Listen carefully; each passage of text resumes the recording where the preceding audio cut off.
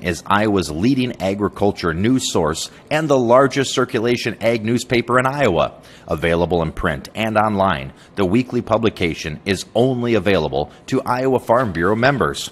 Did you know Farm Bureau members lobby government officials to create laws and regulations that benefit farms and rural communities? They do this by advocating for Farm Bureau policy. Local government decisions affect our daily work and living, impacting everything from road conditions to property taxes and building requirements. No one is better positioned to deal with these important issues than the County Farm Bureau. The County Farm Bureau helps ensure that the actions of local government benefit agriculture and rural communities in the country. O'Brien County Farm Bureau, proud to support the O'Brien County Fair. The O'Brien County Farm Bureau, and we support farm families. We're committed to making O'Brien County, Iowa, a better place to live and keeping farm families on the farm. This past spring, the Iowa Farm Bureau awarded 27 graduating high school students from Iowa a $2,500 scholarship, renewable for 4 years. The O'Brien County Farm Bureau awarded 2 $500 scholarships. We want to support the future generations as they prepare to enter the workforce. The O'Brien County Farm Bureau, a proud sponsor of the O'Brien County Fair.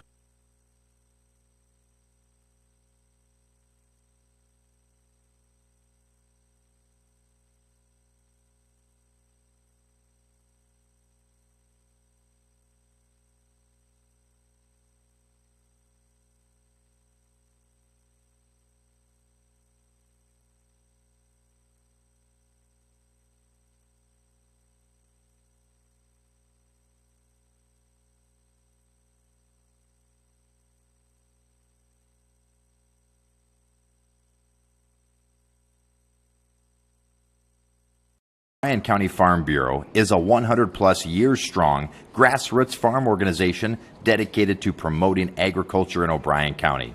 The O'Brien County Farm Bureau cherishes and represents the values Iowans embody: dedication to hard work, passion for the land, and character rooted in faith and family.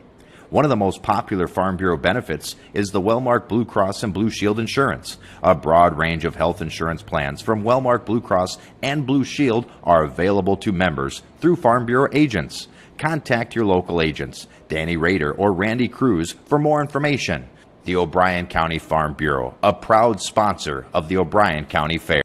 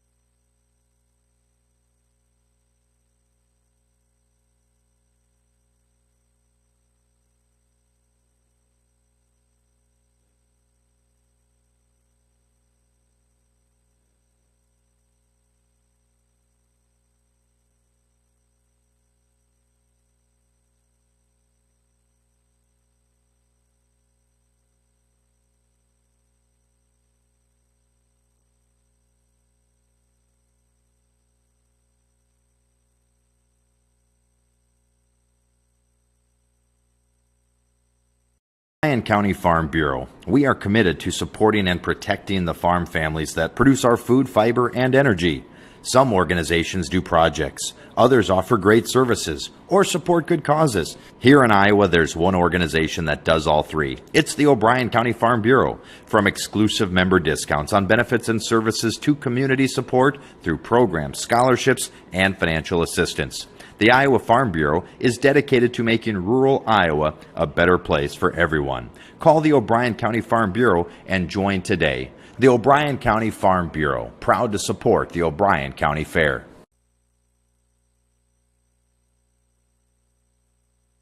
The O'Brien County Farm Bureau. We promote the people, progress, and pride of Iowa. O'Brien County Farm Bureau, working for O'Brien County's farm families, but our work reaches well beyond the farm, benefiting Iowans in all walks of life. Did you know that agriculture fuels America's future? Soy-based biodiesel and corn-based ethanol are just two of the many renewable fuels that contribute to a cleaner environment and reduce our reliance on foreign oil. The Farm Bureau salutes Iowa's farmers for their contribution to a cleaner Iowa and is a proud supporter of the O'Brien County Fair.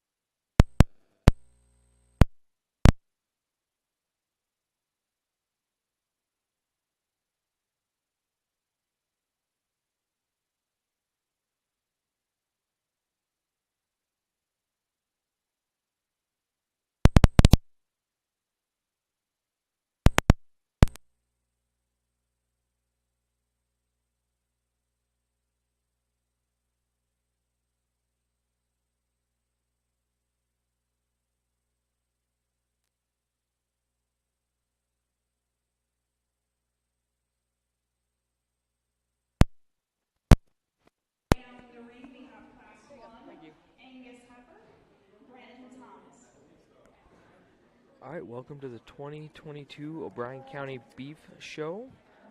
In the ring right now, we have our first class is an Angus. It is Brenton Thomas's calf. Birthday was 3/1 of 21. And our judge is Andy Van Am from Exira, Iowa.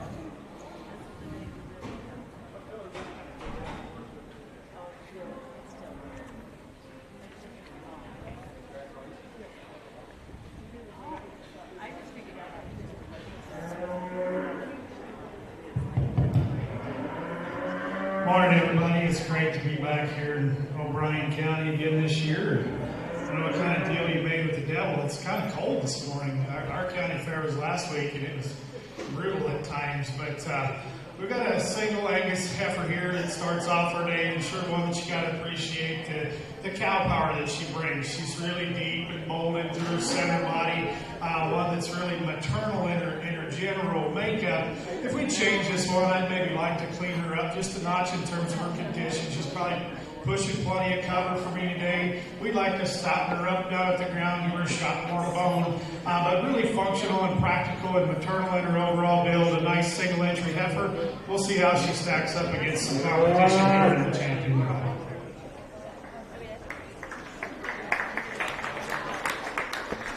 And Breton won that class. Our second class will be a class of Blaine Finster of a Charlet. To Brenton Thomas.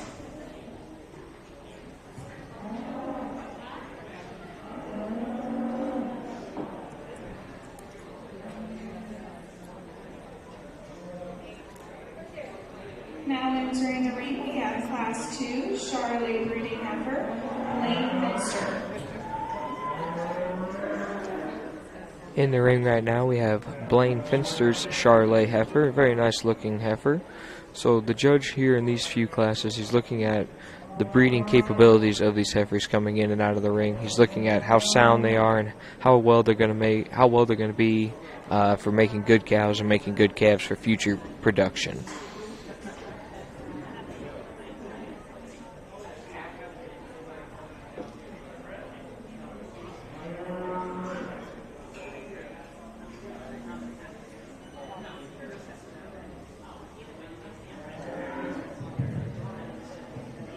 These single entry classes, obviously, a guy gets repetitive and we can take a long time, or we can kind of move right through them, and I kind of move through them. It's best for the cattle to just kind of get them out and come back and stack them up with some competition. But this Charlet heifer is one that I sure like a lot of things about. She reads cow power. She's deep and bold in her center body. She's wide in her pin set, got plenty of muscle for a breeding female, yet she's still maternal in the way that muscle lays on her skeleton. She's not round and bulgy and bunched up. A heifer that's functional in her stride. We want to get ultra critical of this one. I'd like to see her set just a little softer off those rear two pasterns, but she's certainly acceptable there. We gotta say the positives and we gotta say the negatives in them, because we're trying to find the perfect one today. But this one, I just love the cow power that she brings, the width she carries from her chest floor all the way back. One that I certainly think can stand some competition, and I'm not just saying that because that's what you say. A really good Charlet heifer that represents her breed very well. Let's congratulate this young man.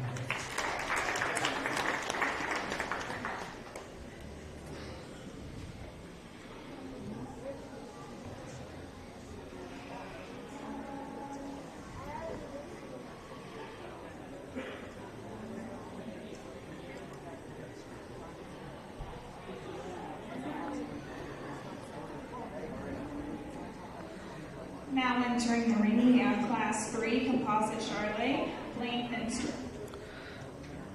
So we have Blaine Finster. He's coming back in for Class 3 with his Composite Charlet heifer.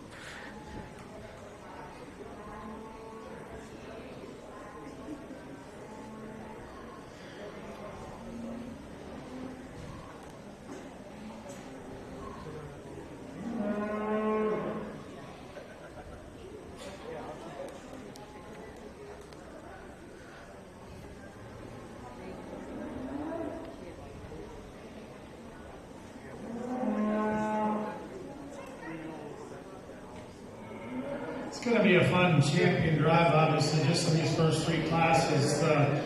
All these females are super functional and super maternal in their kind. This heifer's one that's just really complete. She's deep, she's bold, she's got plenty of muscle shape. If we compare her back to the last heifer, this was just a little smoother in her general build. She lays her shoulder in better, she blends into her forerib better. A heifer that's got plenty of foot and bone, loose enough in her structure, attractive enough for her kind. A really complete one that, again, can stand some competition and will be an interesting one to evaluate when she has some contemporaries here in the champion drive. An excellent heifer. Let's give this young man a round of applause.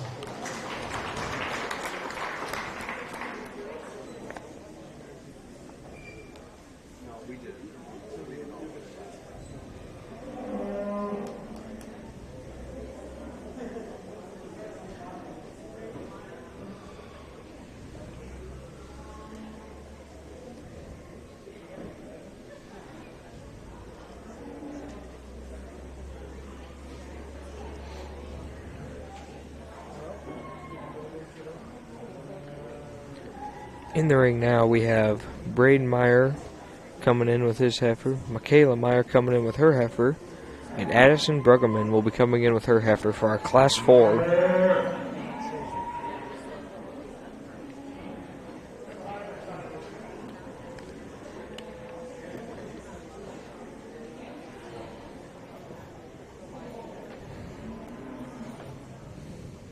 Entering the ring, we have Class 4, Kiania. We have Addison Bruggeman, Michaela Meyer, and Braden Meyer.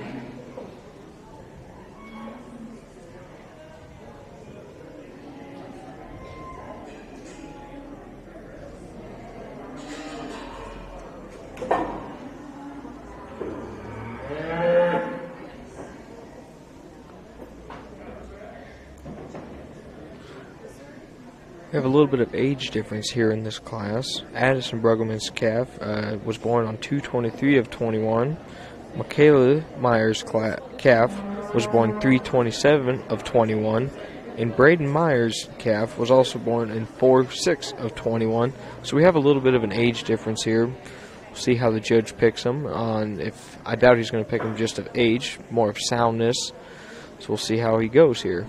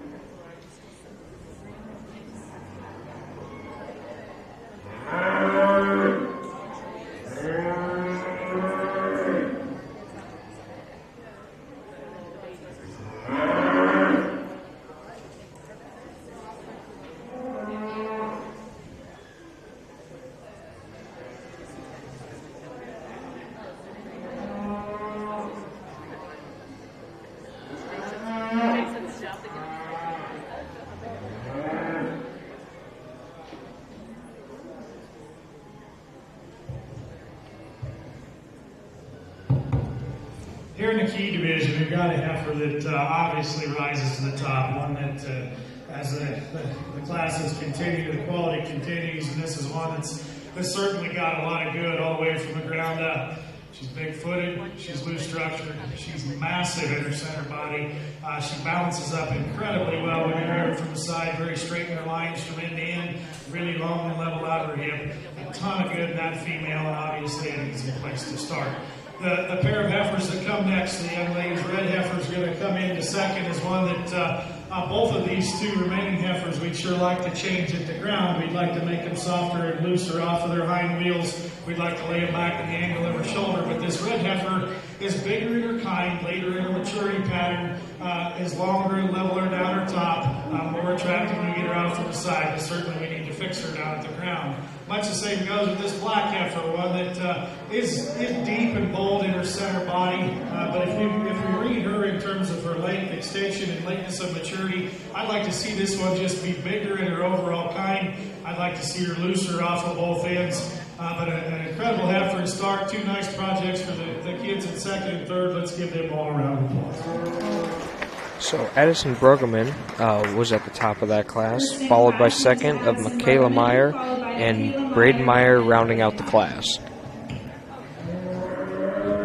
In next for our Class 5 maintainer heifers will be Addison Bruggeman again, and her heifer was born 3/12 of 21.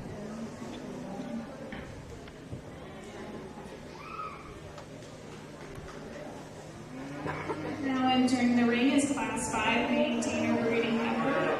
We have Addison Bruggeman.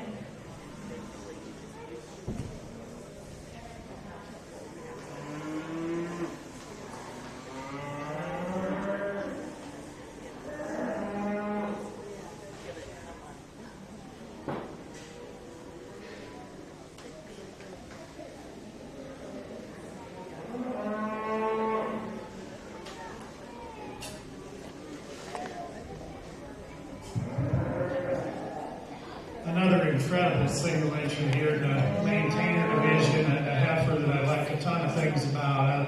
I like her stout and cowdy, and this one's certainly that. She's bold in her chest force. She carries that width all the way back. got lots of muscle, but yet carries that muscle very, very well and very feminine in that regard. If she is flat and sleek and smooth as some of the prototype show heifers today, no, she's not. But there's a ton of breeding value in that one. I love her feet. I love her structure. Tons and tons of power. Again, one that when we get in here in the evaluation for a champion, it's certainly going to be in contention. From what I've seen so far, I hope we do a top 5 because I think it's been an incredible show. Let's give this young lady a congratulations.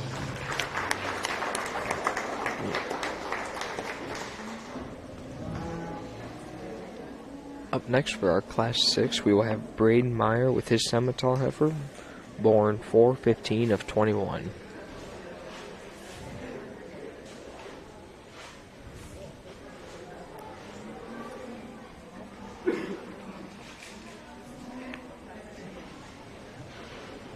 Now entering the ring is Class 6, Simmental breeding heifer, Braden Meyer.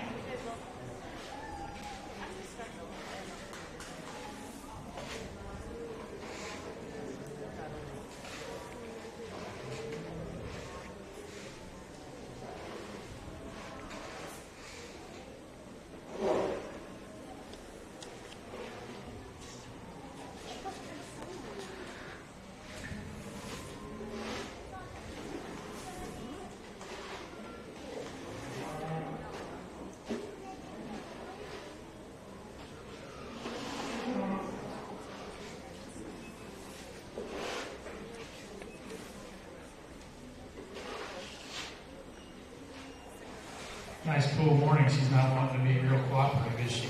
But another heifer that March heifer's got lots of performance and power in this one. I love the growth she shows. I like the way she's made in her center body. She's good in her forerib. She's good in the shape and curvature she has that center body. She's sure adequate in terms of depth. One that balances up fairly well when we view her from the side. If we change this one, though, as we watch her go about the ring, we like to relax from the angle of her shoulder, soften around those rear pasterns, but a big, powerful, productive cow prospect for sure. Give this young man a round of applause.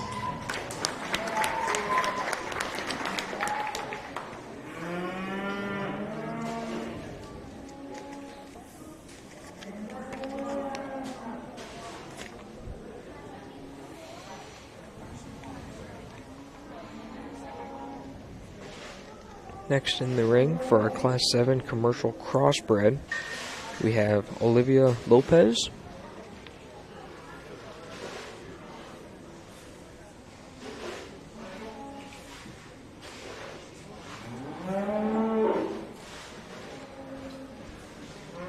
Kale Notaboom.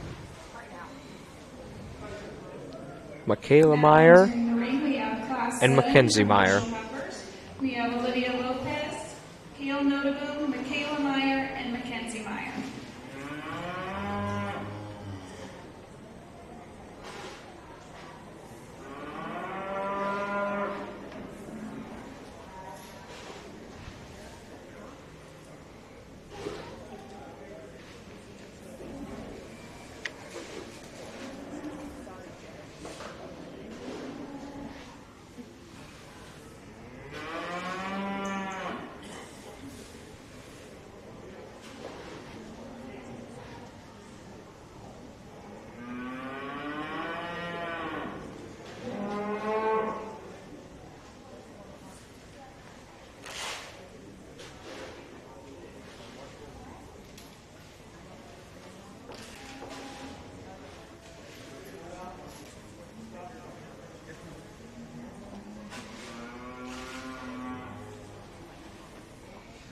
I'd like to take a moment to congratulate our 2022 Fair Royalty. Handing out ribbons today, we have our Fair Queen, Grace Furman, Fair King, Dane Mormont, and our Fair Princess is in the ring now, Mackenzie Meyer.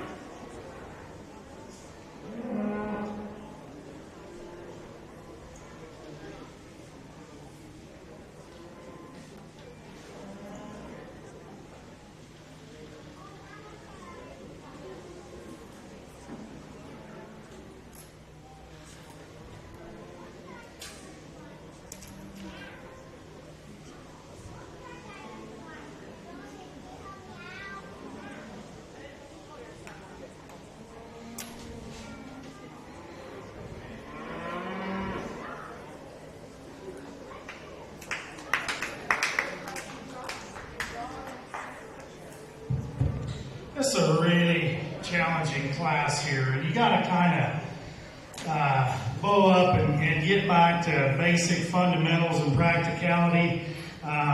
There's not a heifer in here that you're just going to fall in love with, and this top pair is really difficult for me to sort.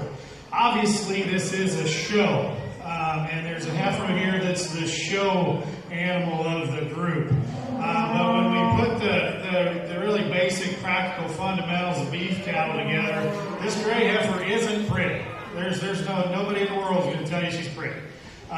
This heifer, though, is more functional in her kind. She's much bigger. She's much later in her maturity. There's just more beef cow there. We turn her out into production. This female, to me, reads to have one that's just got more chance of being a productive brood cow down the road. The black and white heifer that comes next is obviously the show heifer. There's no doubt about it. For her kind, she's functional in her stride. But when we look at this one, it doesn't help that the young man's 9 feet tall. This heifer I appreciate a lot of things about her, but when we think about the industry or the portion of the industry that she's in, the more club calf type industry, and I try to sit here and I try to think of what bull you'd make her to make her bigger in her kind, that one's pretty hard to mate. Maybe one that should roll over in the market heifer division, maybe appreciate her a little differently. This one I love a lot of things about. She's haired up. He's done an outstanding job of getting this heifer presented. When you get right down to the nuts and bolts of it, there's just not enough female there for me to use her up higher today. I love her balance. I do. I give you all the credit in the world for the job you've done presenting her. This heifer just flat isn't big enough for me to get her up any higher. The young lady that comes next has a heifer that is later in her maturity pattern in that black and white one, and I like that about her. But as we watch this one travel about the ring, she needs to be more collected off of both ends of her skeleton to get up any higher with those other two. The young lady's one that rounds out. It's the soundest one in the class, no doubt about it. She's long, she's feminine in her overall build. This one just needs quite a few more groceries, needs to be just a little easier doing in her kind to work any higher. An incredibly challenging class to sort through. I hope I described what my logic is there. Just more production in that one that comes to the top. Certainly the show heifer and the one that falls in second. But this is the beef industry, and we have to keep that in mind. So the winner of that class was Mackenzie Meyer. Coming in reserve was Kale Noterboom. Third was Michaela Meyer, and fourth was Olivia Lopez.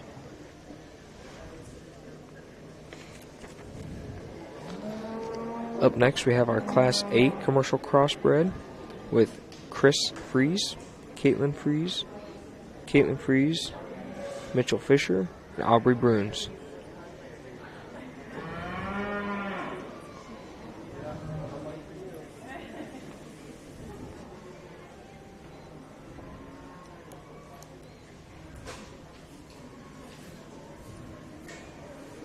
Now entering the ring, we have Class 8 commercial breeding heifers. We have Chris Fries, Caitlin Fries, Mitchell Fisher, and Aubrey Bruns.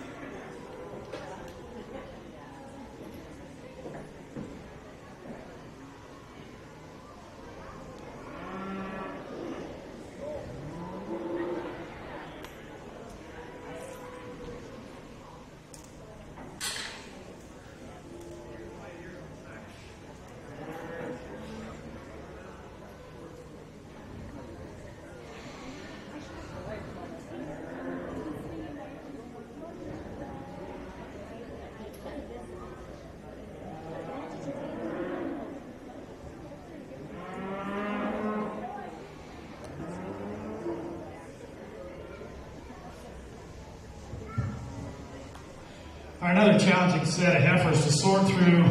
We'd like to change some things about all of them. The black baldy heifer, though, just swallows the rest of them in terms of what's there. She's by some margin the boldest in her chest floor, the boldest in her rib shape, the most powerful in the gate behind her. She's the deepest. That's just a massive female that needs to come to the top. From there gets to be some sort, and where the red heifer comes in second, she's really green and she's really slick-haired, maybe not as highly presented as the couple behind her, but when you get down and look at them at the ground, she simply has the best feet. If you don't have good feet, you don't have much. I know that running a bunch of cows and we've got hoop building. If you got foot trouble, the hoop building is going to show you that in a hurry. And this heifer's got just simply the best feet. She has the best feet of any in the class, to be honest. And put that with her functional kind and build. If we put some more fat, some more hair on her, I think we'd like this one quite a little more. The heifer that comes out next is more attractive in view from the side. She is bolder. She's more highly presented. But you get right down at the ground and study those hind toes. That one's going to have some issues with longevity down the road. Much the same goes for the heifer that's coming next. One that is a big, long-sided heifer, has got some shape and some boldness down her top. But if we study her right down at the ground, that foot shape, we need to change those. Feet are incredibly important to breeding females. So Mitchell Fisher walked away with that class. Coming in second was Aubrey Bruins. Third was Caitlin Fries. And fourth was Chris Fries.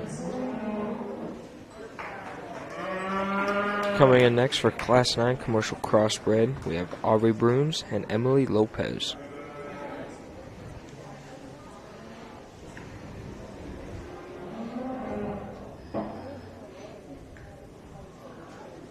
Now entering the ring, we have Class 9 Commercial Breeding Heifers. And in the ring, we have Aubrey Bruins and Emily Lopez.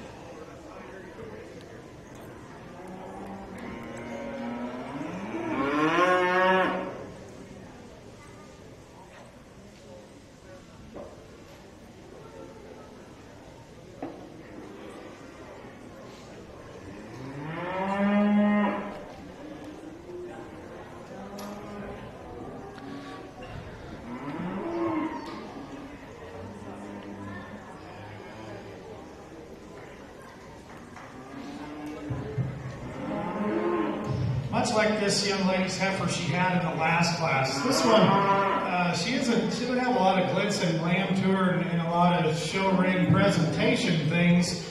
But if you study the basic fundamentals of a brood cow, she's really good footed, she's super good structured, she balances up very, very well from the side. I think it's just a really complete, nice heifer for this young lady that I think is going to go on and make an excellent cow for her, and a very logical place to start. The young lady's black heifer that comes in second is another one that is functional in terms of her kind. She's good-footed, she's sound, she's loose-structured. We'd like to give this one a shot more performance and power. We'd like to clean her up in her chest floor and extend her through her front end just a notch to make her more competitive with this red one. But two nice projects for these young ladies. Give them a round of applause. Aubrey Bruins won that class with Emilia Lopez coming in reserve.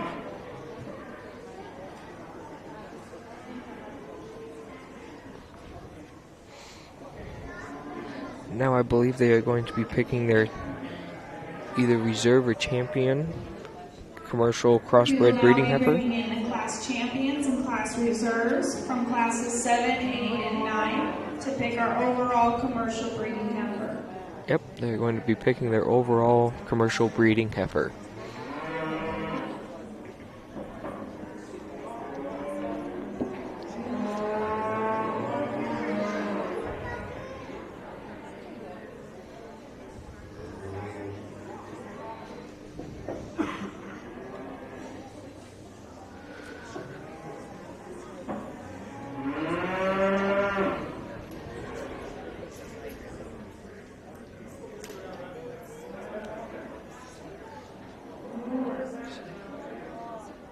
So in the ring right now we have Mackenzie Meyer, Mitchell Fisher, Aubrey Bruins,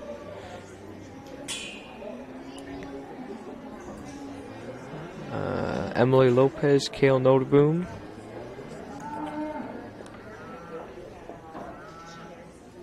and another Bruins, Aubrey Bruins calf.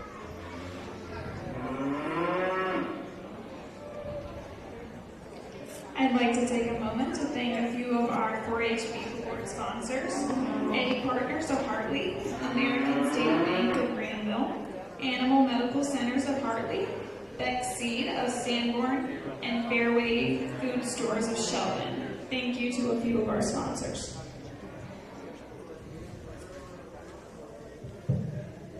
Let's give our commercial exhibitors a round of applause, please.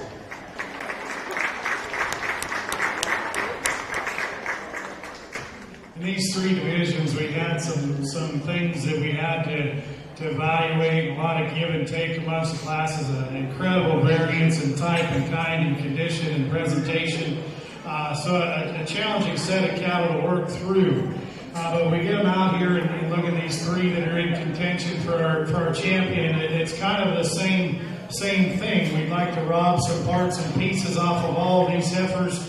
We'd like to change some things about each one of these heifers. But again, if we boil it back to the basic fundamentals of breeding cattle and brood cows, there's one that I think has to come to the top. I like to stick pretty hard to structure if I can, and I'll be the first to admit that this heifer isn't as soft and loose in her pastern and hind leg as I would like her to be. But I think she's functional in terms of her stride and her ability to go out and be productive. And there's little doubt that she's by far the boldest in her chest, the boldest in her forerib, the most shapely in her center body, the most productive and highest performing one in the group. The young man's black and white heifer will be our champion commercial. And that is Mitchell Fisher getting the grand champion commercial heifer. As we bring the second out of that class into line, she kind of falls in with this group the same way. There's some pieces that we really like about her. There's some things we'd like to change, but we have another heifer out here that I think has the basics covered incredibly well. She's really good on her feet and legs. She's long and level in her design. She's long and level at her hip. I like her structure more than the one that uses her for champion here today. There just needs to be more power and more of this heifer, but she covers a lot of the basic boxes, checks a lot of them. We change her in terms of her presentation and maybe her feeding program. We'd like this one maybe quite a lot, but this young lady right here with the class winner out of Class 3 will be our reserve commercial. And that is Aubrey Bruins. Our champion commercial heifer went to Mitchell Fisher. Our reserve champion commercial breeding heifer to Aubrey Bruins.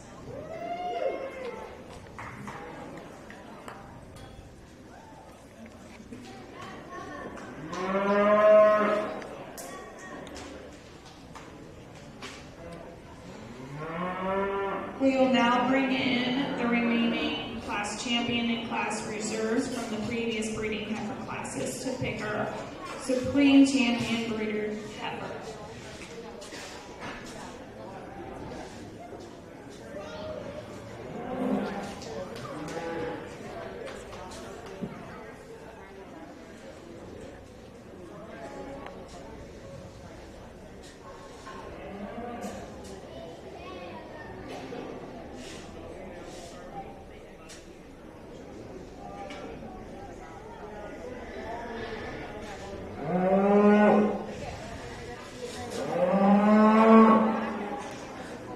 So now they're going to be picking the Supreme Champion and Supreme Reserve from the top winners of all the previous classes.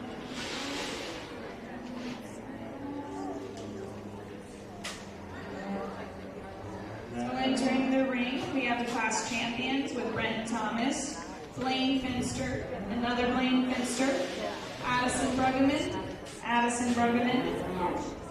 Braden Meyer, and Mitchell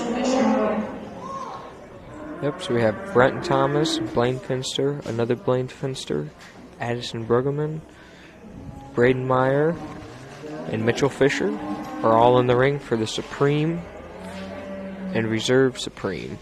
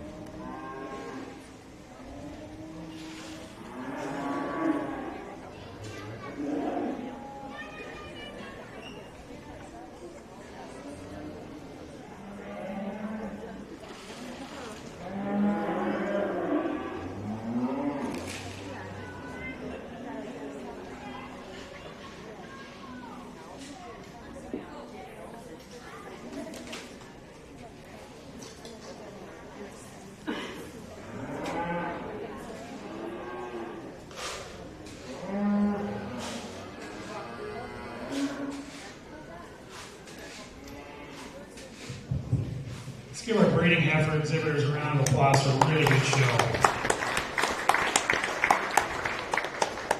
I really enjoy sorting through breeding cattle. We didn't have a great number of them. We had a lot of single entry classes, but the quality of several of these out here in the top end is really outstanding.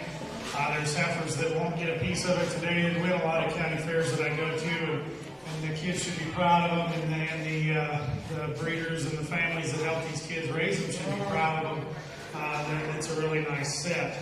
I always get kind of a speech about life. I'm a dad, I'm a junior high science teacher, a 4-H leader, an FFA advisor. I spend a lot of time with kids, and so I like to talk about, I don't give big, bold statements on the industry because I don't proclaim to be the next great Simmental breeder in the world, but I do try to pride myself on being a pretty good dad. And so I like to talk to kids about big picture things in life.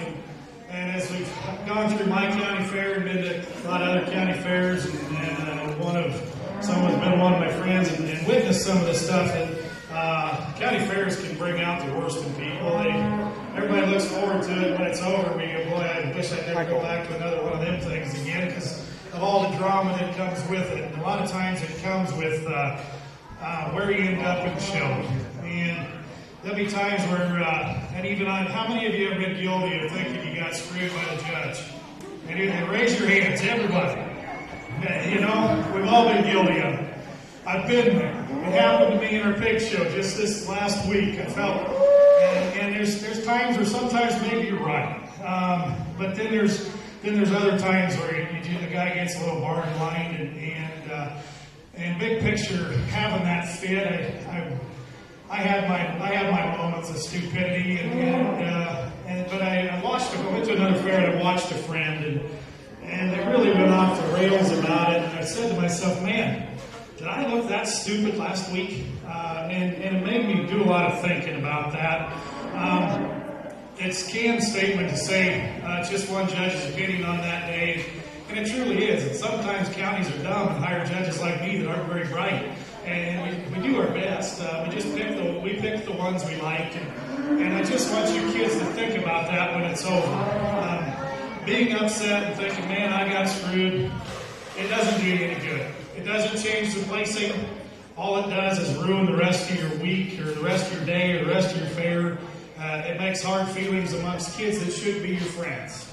These kids that are on the ends of these lead ropes, you guys should go to school, and you should walk in that door knowing that you have a friend, because the world's very tough.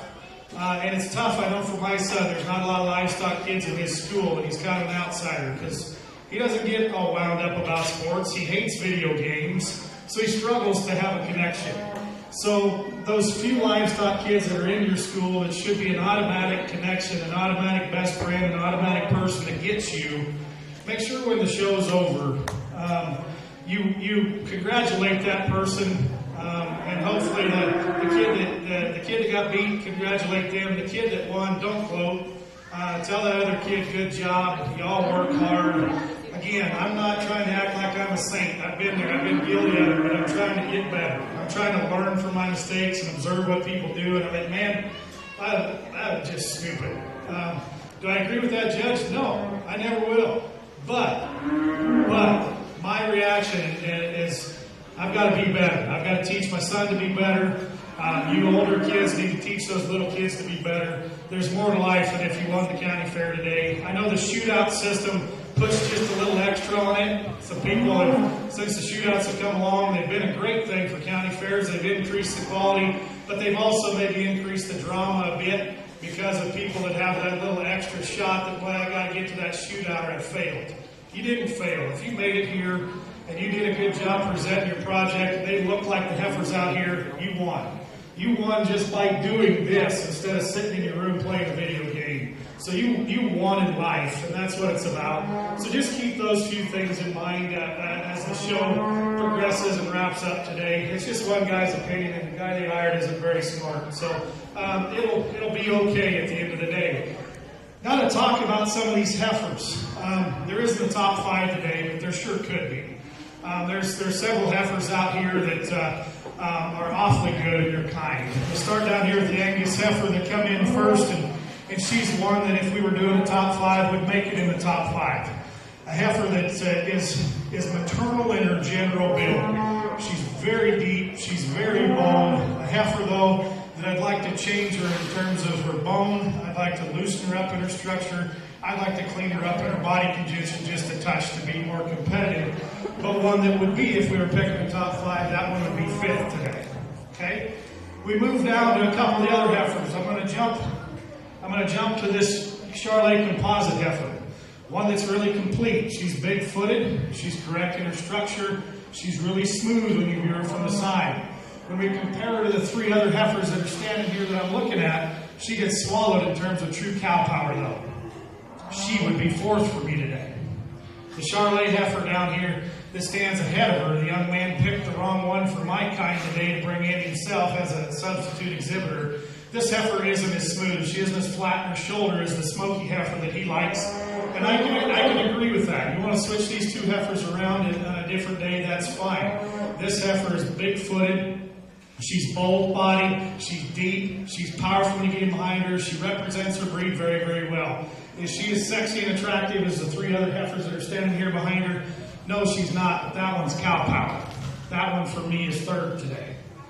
Then we get down to a pair of heifers down here on this end. And I hope that you in the seats can see.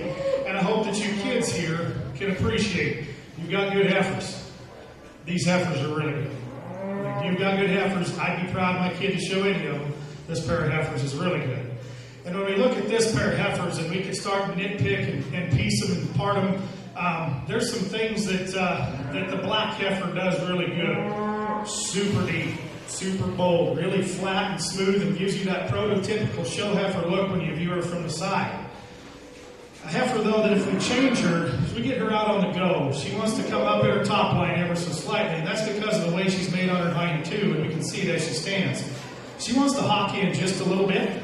She drops her hip as we watch her go, gets underneath herself and brings her spine up. That's being critical of a really good heifer. I'd be proud every day of the week if my kid had that heifer in his barn. The red heifer down here on the end is one that isn't as ultra smooth. She's not as neat and tidy in her shoulder as the black heifer. Maybe she's a little rounder in her muscle pattern than the black heifer. Maybe she's a little rounder and bolder than this gray heifer even. But with that, For one that has that much power, that much breeding value, that much rib shape and muscularity, that heifer can flat move. She isn't as neat and tucked up in her chest floor as maybe we'd like her to be. But that one has so much breeding value, so much potential, so much cow power. She blends the cow power of the Charolais with the eye appeal of the black heifer and puts it on the body that's the soundest structured of any of them here in the ring. I think that one's awfully unique. The young lady's red baldy's going to be champion. The black heifer will be reserved. Let's give those kids a round of applause. So Addison Bruggeman won the champion.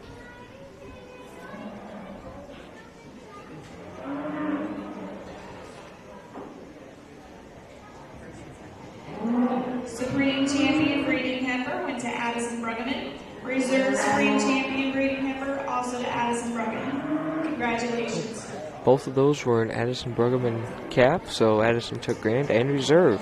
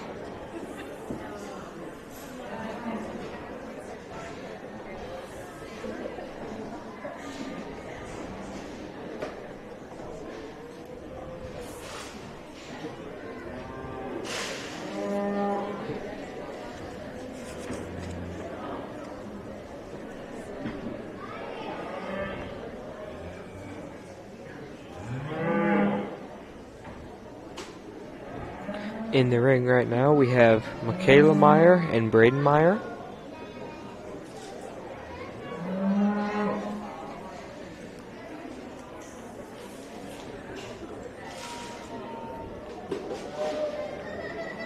Now in the ring, we have Class 10, Joseph Dam, Michaela Meyer, and Braden Meyer.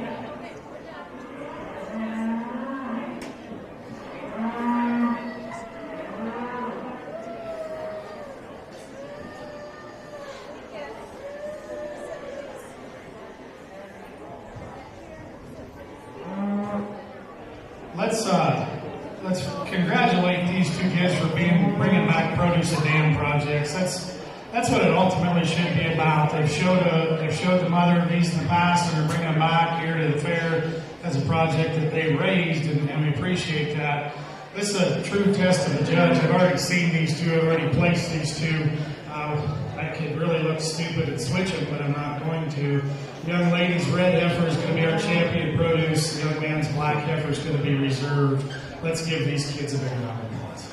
Michaela Meyer took first in that class, and Braden Meyer took second in that class. Class champion to Michaela Meyer, class reserved to Braden Meyer.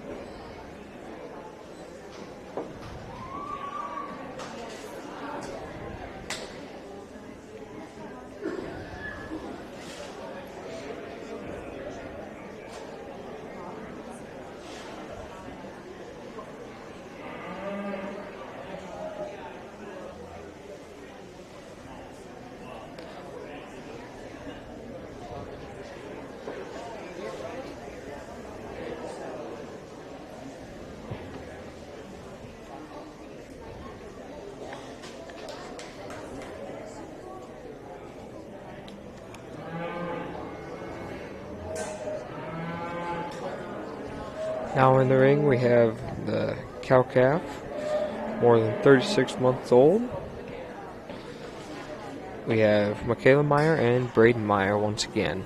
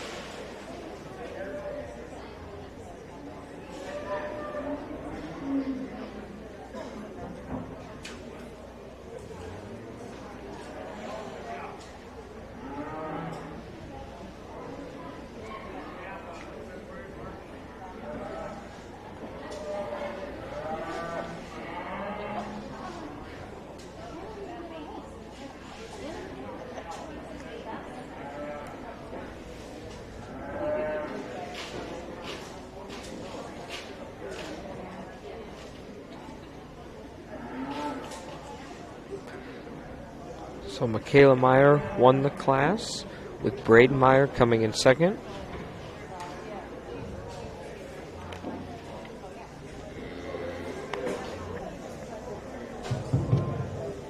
Two really nice cow-calf pairs, but I think they sort fairly easily. The young ladies' cow is going to go off and win the pair division. We start with the cow. She's super sound. She's long. She's really attractive. Balances up really well. Where I get critical of her is I'd like to change that other quality. I'd like to space her teats. I'd like to shorten those teats a little bit. But other than that, I like that cow quite a bit. That udder is important.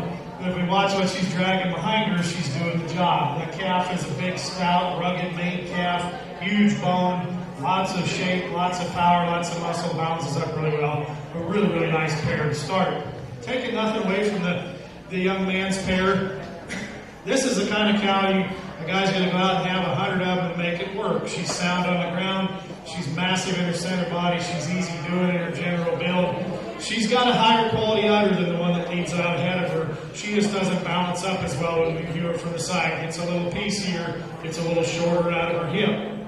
Her calf has a shot more growth, a shot more length than the calf that goes on that first pair, but it's not as sound at the ground. It's a little harder in its general makeup, but it's still a very, very high quality calf. Both those kids did an excellent job of mating those females because they made the next generation better than their mother. So let's give them a big round of applause for bringing the Cow-Calf project. Champion cow-calf pair went to Michaela Meyer. Reserve champion cow-calf pair to Braden Meyer.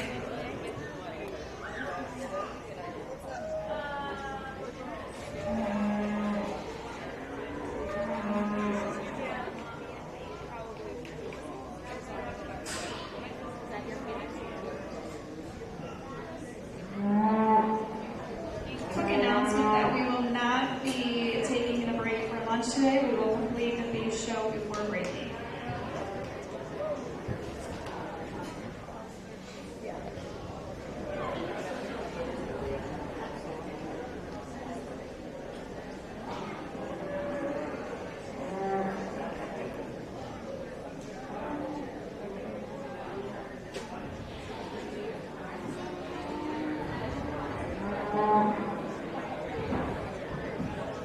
Quick change in the program. Entering the ring, we're going to call it Class 13A. It is Lindsay Ein with a dairy feeder bottle heifer. So they're making a change to the program. This is B Class 13A with a dairy beef bucket calf.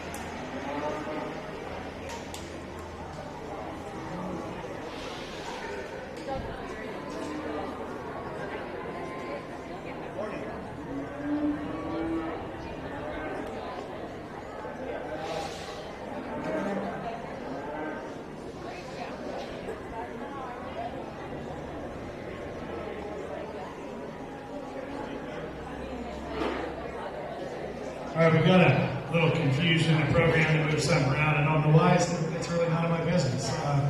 But the young lady's got a single entry here in the dairy heifer calf division. We had some debate if it was a heifer. I had to check. You know, you look under the tail. That's where it's a dead giveaway. But a nice calf doing a nice job for her. Good in terms of its condition for its age, for a dairy cross calf. So sound and functional, it's kind of an attractive female. Let's give this young lady a round of applause and congratulate her for supporting the fair.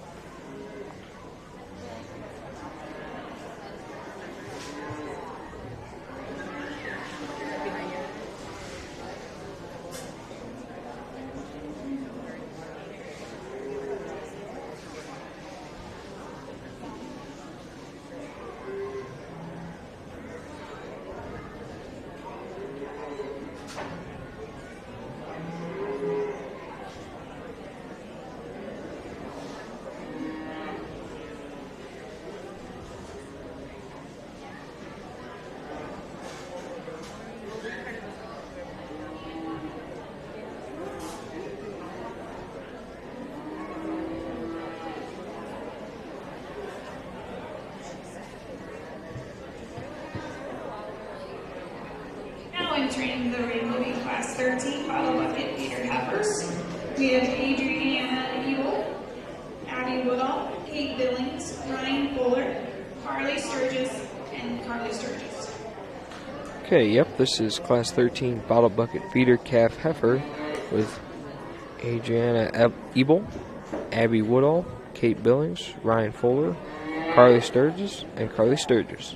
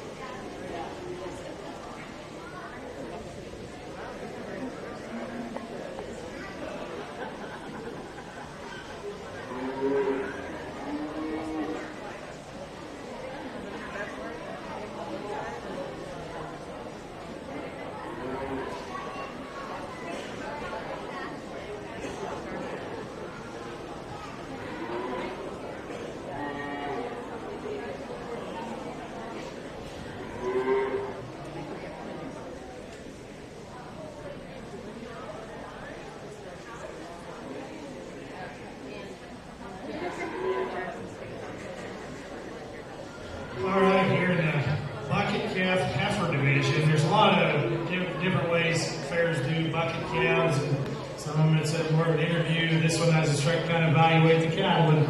And judging bucket calves is usually kind of a difficult thing to do. They're not exactly the supermodels of the show, but we have a really nice one to start out. This young lady's baldy heifer comes to the top and does so fairly quickly. From its skeletal build, it's the most correct in its angles of its structure off of both ends. It's got a decided advantage in terms of performance. Just a really nice project for this young lady. Hopefully she takes it home, takes good care of it, brings it back next year. I think she'll have a good one. Young lady's black heifer that comes next is one that, again, hits a lot of basic fundamentals. As we watch her stride around the ring, she takes a long, loose stride off of both ends. She's long and level and neat and attractive out through her front end. Done a nice job. The young lady's smoke heifer that's going to come next is one that falls into place where it does because it's just stouter than the rest of them that come into class. A calf that's bold in its center body makeup, appropriate in terms of its body condition for a bottom calf at its age. Just a nice, complete, functional one. I really like the attractive look this one gives you from the side. She's really neat from her shoulder forward. I just like to stout her up, stout her bone work, stout her general build compared to some of those calves that placed ahead of her. Then we have a pair of calves that are just younger and smaller and greener in their overall makeup. It's hard for them to compete with them bigger calves here today, but the young ladies have done a nice job with them. Let's give all those kids a big round of applause.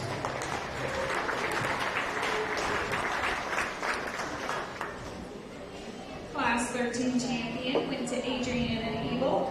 Class reserved to Carly Sturgis. So, Adriana Ebel won first, and Carly Sturgis came in second.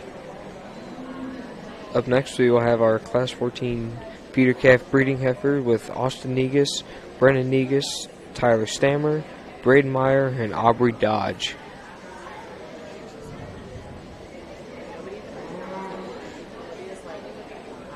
Now entering the ring, we have Class 14 feeder breeding heifers. We have Austin Negus, Brennan Negus, Tyler Stammer, Braden Meyer, and Aubrey Dodge.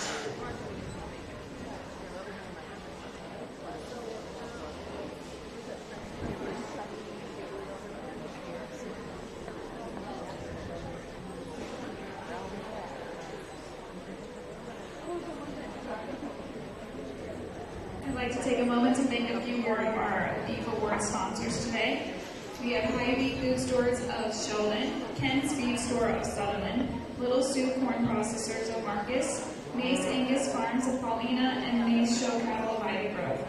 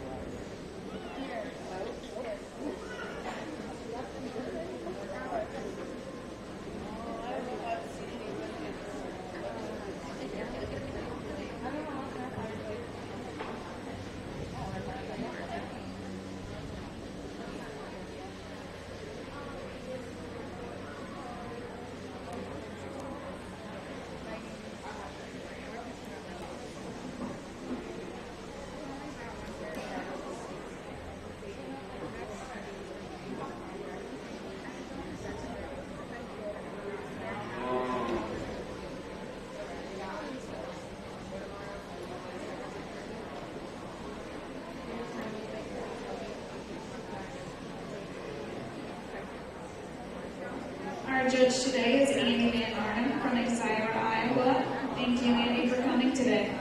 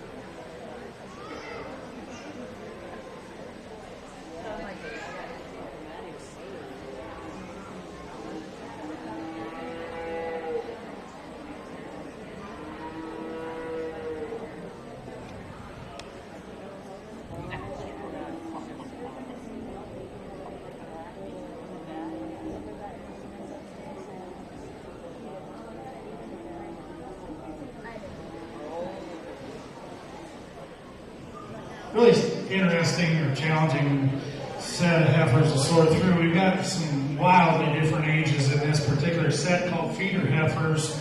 The young man's black heifer that's going to lead off is one that I think does so fairly handily. A heifer that's super stout in her overall build, really bold and opened up in her center body, stout in her hip, and almost to a point that it might work against her down the road. We'll have to see on this one if she's just a little too far out there in terms of power, but you certainly have to appreciate that extra growth and stoutness that she has. And she's at one of those ages that they go through spurts and they'll start to come apart. And the red heifer that comes next has some of the similar things that I'd like to change. I love this heifer when we get off and view her from the side. He's got her set up. She's level, she's long, she's stout, she's attractive out through her front 1/3. She too I'd like to change though, just in the way her shoulder lays in, the way she handles herself off both ends. And the black heifer just simply has more of her. Then we get into 3 that are really, really challenging. You've got a young lady's calf that's obviously young and green in her kind. There's no arguing that. And at first and then the more you think about it, we look at this one in terms of its age and where we're at, and we're in a feeder heifer division. This one is still this year's age of calf with those. And though this one needs quite a few more groceries, this young lady takes her home and gets her squared away and gets her on the right track. She's got a shot to be more appropriate for her age and come back next year to the fair. The pair of heifers that come next are ones that certainly from the outside looking in, you go, they beat that little calf, and they do. But when you put their age into play and figure that these heifers are a full year older than her, these 2 heifers need to be bigger for their age by some margin, as does that heifer. And so they've proven where they're going to end up in terms of their growth and productivity. I'm going to give that little heifer the benefit of the doubt and say she's got a shot a year from now if things change. The black heifer, though, needs to beat this red one in terms of her balance from the side. She's deeper, she's softer, she's sounder off of both ends. The red heifer does have more shape and power, and obviously has a size advantage over that one that falls in 3rd today. But a really, really challenging set of 5 to sort through, especially those last 3.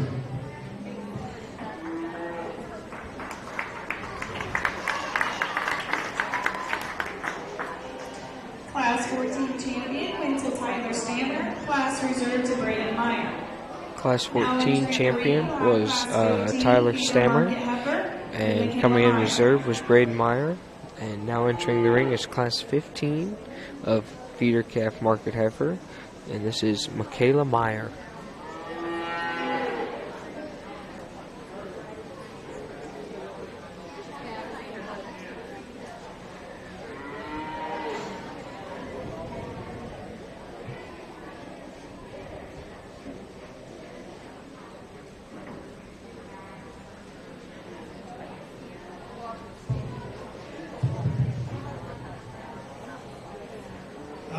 As we get into this class, I think we're calling this feeder market heifers. Is that what?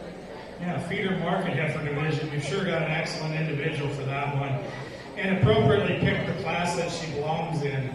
This one, though as for stout and powered up as she is, I really like the angles of her joints. I like her foot shape.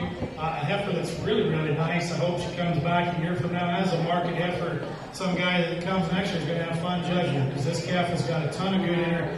Can certainly stand some competition. Let's give this young lady a big round of applause.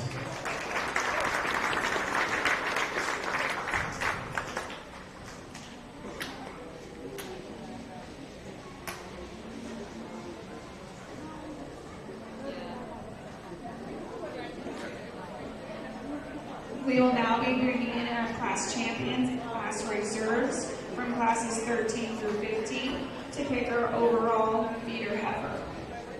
They're now going to bring in the first and second from previous feeder calf classes and pick the champion feeder calf heifer.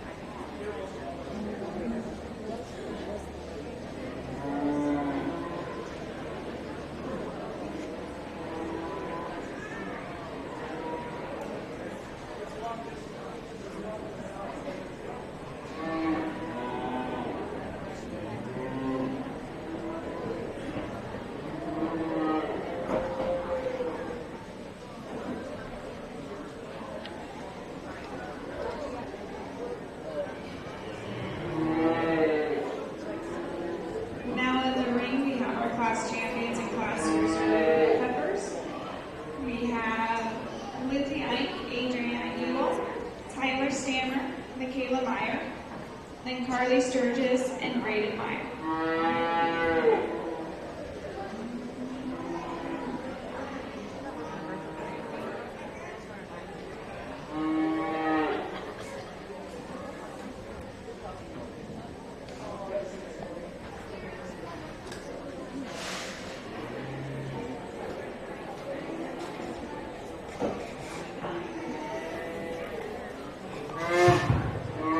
Let's give our feeder heifers zippers a round of applause.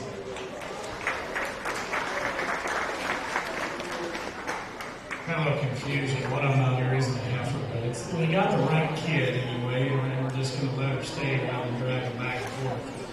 Now, the young lady's bottle bucket calf that won that division represents a bottle bucket calf very well. She should be proud of the job she's done with that one. And again, I think we have bottle bucket divisions later on in the big cattle.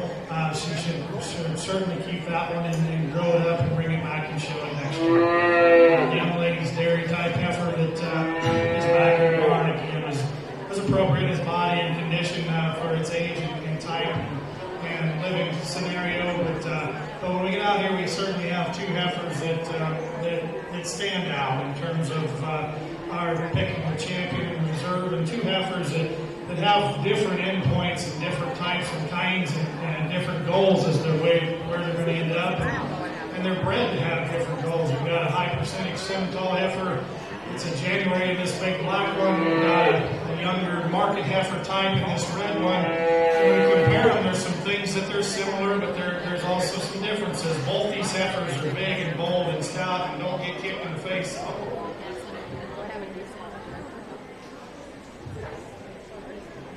Both these heifers are big and bold and stout, robust in their center bodies. But I think there's one heifer that doesn't have just a bit smoother package, especially if we study the way she's made in her hock. We study the way she blends in behind her shoulder. And again, these heifers have incredibly different purposes a year from now, so it's kind of hard to compare them amongst each other. But I think for me, the one that's just higher quality, particularly in the way she's made in her joints, particularly in her hock, I think she's smoother in behind her shoulder into her forerib. The young lady's red heifer is going to be our champion feeder heifer. The big Simmental heifer will be reserved.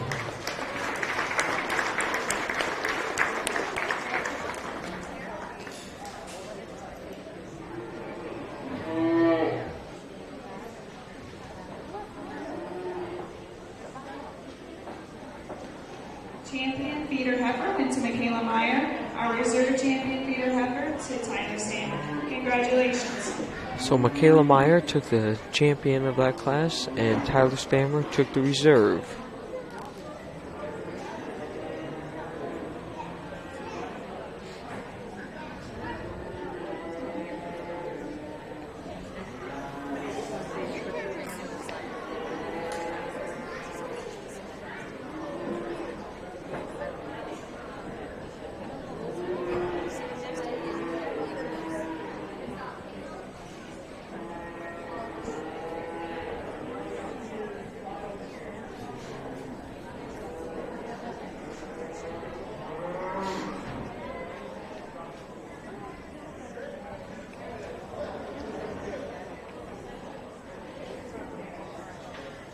Now in the ring is Class 16 bottle bucket feeder steer with Lexi Ryder.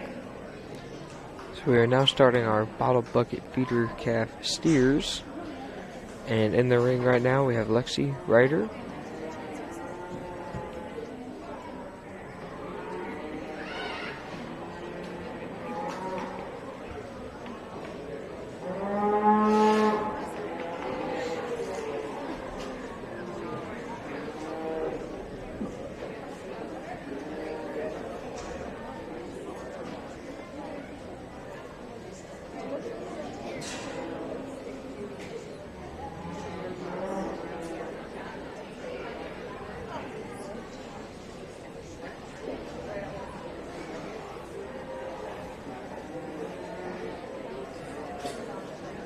We have a single entry bottle calf for this young lady.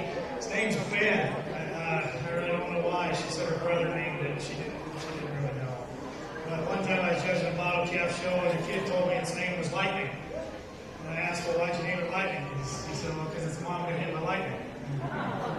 So sometimes you never know what you're going to get when you're going to ask what the name of the bottle calf is.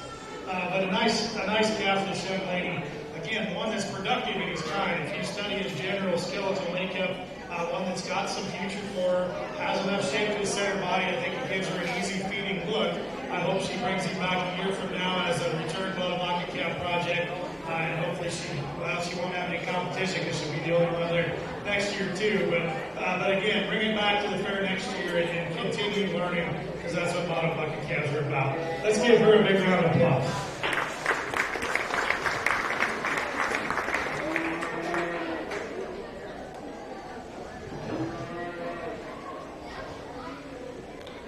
So Lexi Ryder won that class. Up next we will have our Class 17 Dairy Feeder Dairy Calf Steer class, which should have Lindsay Eink, Grant Wagner, another Lindsay Eink,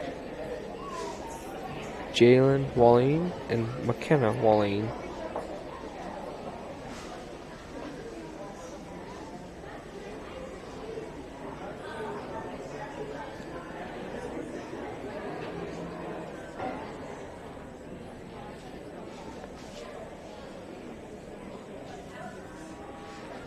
Entering the ring, we have Class 17, our Dairy Beef Feeder Steers, Grant Wagner, Lindsay Eink, Jalen Walling, and McKenna Walling.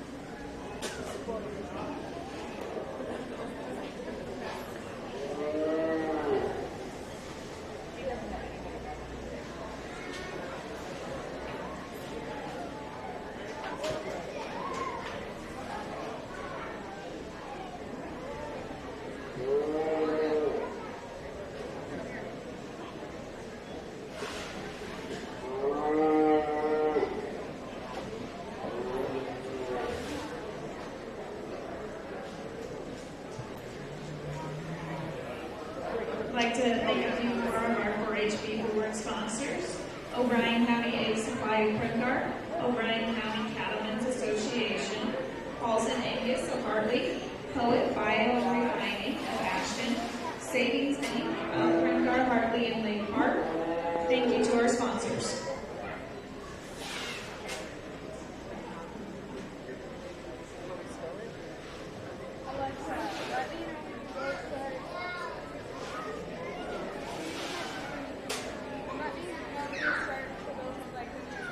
In our dairy feeder steer division. Again, these are challenging types to sort these dairy steers, but I think we have a pretty logical place to start in the young man Shawcross that's up here at the beginning. The calf that skeletally is the soundest at the ground, but he's also the lightest in his general build, the lightest from his chest ward to his pins. I think he's going to come back a year from now with the most grow and the most product in him, and I think he's a fairly logical place to start. Then we've got our 3 Angus cross calves here that come next. The young lady that's going to come in second. She came in, she was just mad at morning. I don't know what happened out there, but apparently her dad did something wrong. But she's doing a good job. Her calf out here, we read him in terms of muscle shape. He simply got more spread down the top side of his skeleton, more shape in his rear quarter. I think he's going to have more product a year from now as well. We get into this bottom pair of steers. The young lady is going to come come in third is one that her calf, you get off on the side of him, just got more of a beef cattle build. He's more robust in his center body. I'd like to change his structure to work him any higher in class. Wants to really drop his hip and roach his top as he goes. Compare those two that place ahead of him. Young lady's calf that's going to round out. He is looser structured than the one that leads off ahead of him. He stays leveler in his top line as he goes. But as we compare him to the top three, he's the narrowest and the flattest in his muscle shape. And these are beef projects for down the road. Just need to stop him not to work him any higher.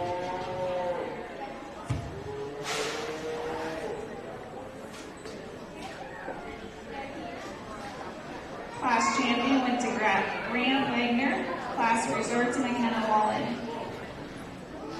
Grant Wagner took top of the class. McKenna Wallen took second. Now we have Class 18 with Claire Wagner and Aubrey Dodge.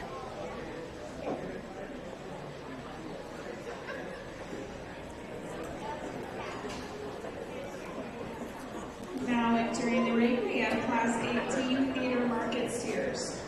We have in the ring Claire Wagner and Aubrey Dodge.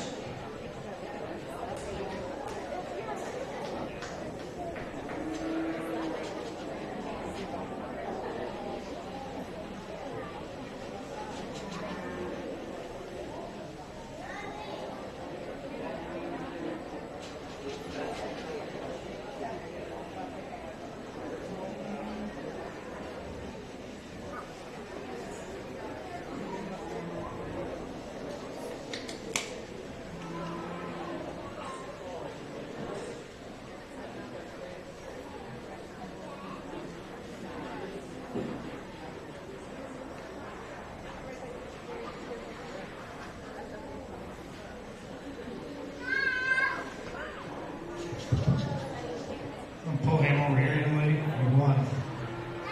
Congratulations. Smile at least. Nothing. Don't care. Okay. All right. In our feeder steers, a pair that sorts fairly quickly. This young lady's Bronco face steers is one that balances up really well from the side. Has a decided advantage in terms of width and power and muscularity over the one that comes in second. And is a very logical place for me to start. The one that comes in second is a calf that's got a look of one that will be easy feeding in his day. He's deep and bold in his center body. He just needs to have more width and power compared to that calf that leads off the class to work any higher. But again, a productive, sound structured one that in time I think will fill out and be a good project for this young lady. Let's give them both a round of applause.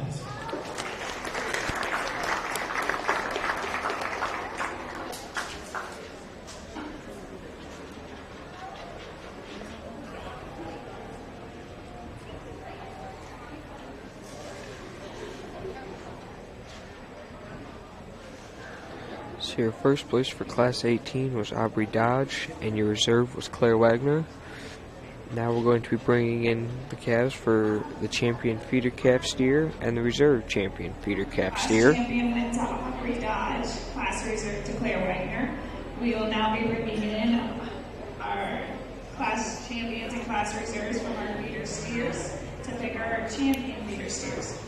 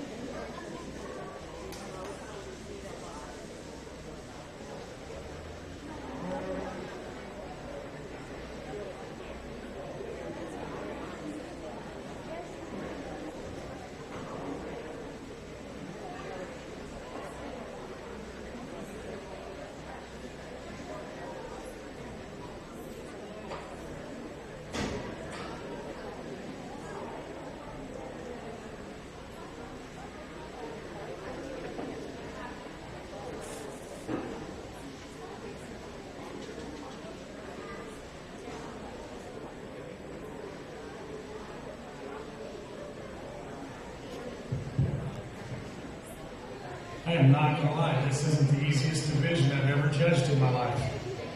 We've got a dairy type steer, we've got a bottle steer, we've got a traditional beef feeder steer out here that they're calves that all have some really good parts and pieces, and they all have some things that we can change about them.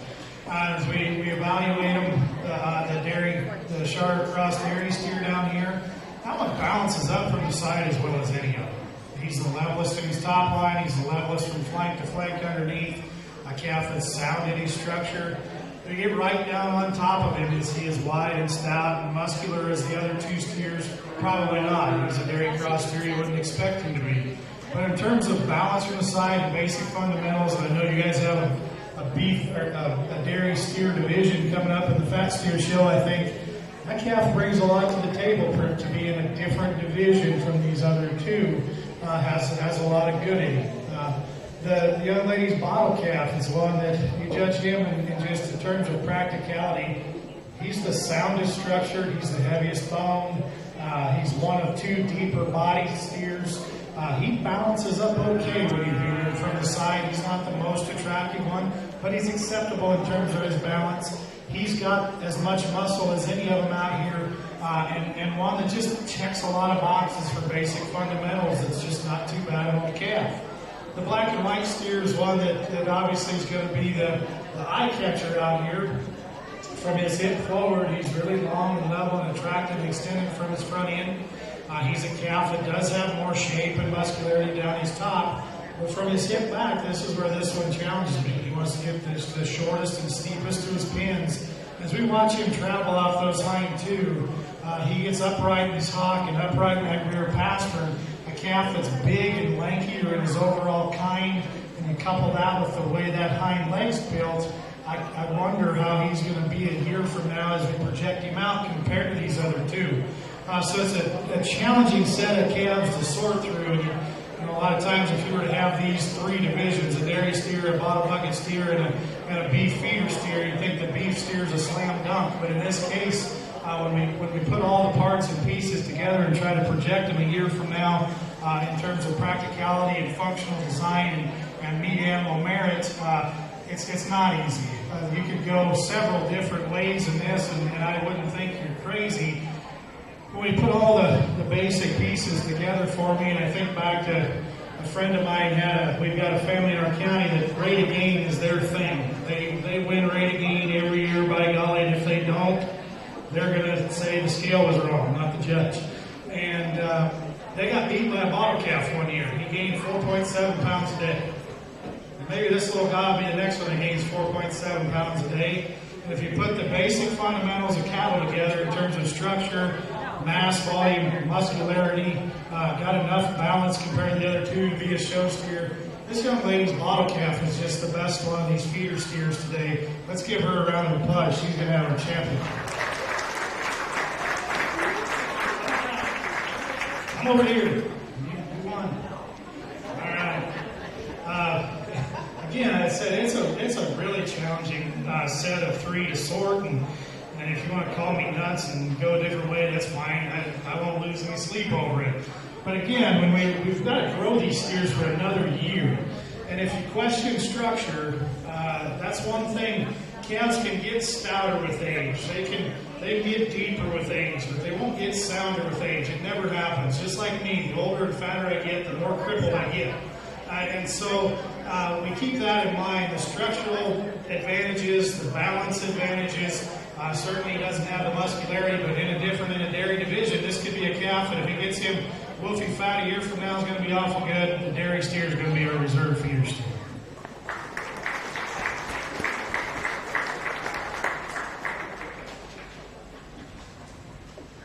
Champion feeder steer went to Lexi Ryder. Reserve champion feeder steer went to Grant Wagner. We will now bring in our champion feeder heifer and reserve champion feeder heifer to pick our overall champion feeder calf. So our champion there was Lexi Ritter, and our reserve was Grant Wagner.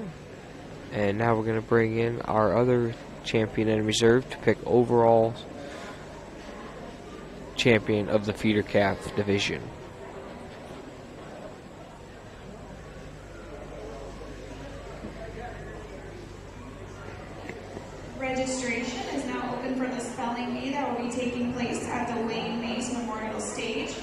starts at 10 o'clock.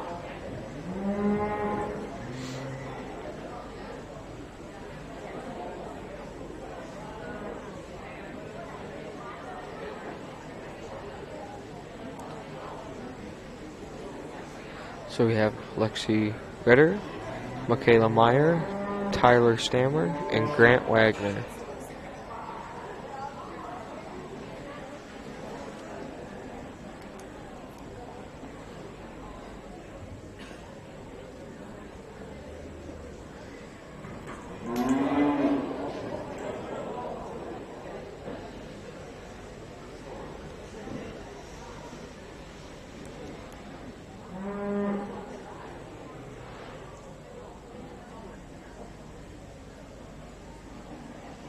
In the ring, we have Michaela Meyer, Lexi Ryder, Tyler Stammer, and Grant Wagner.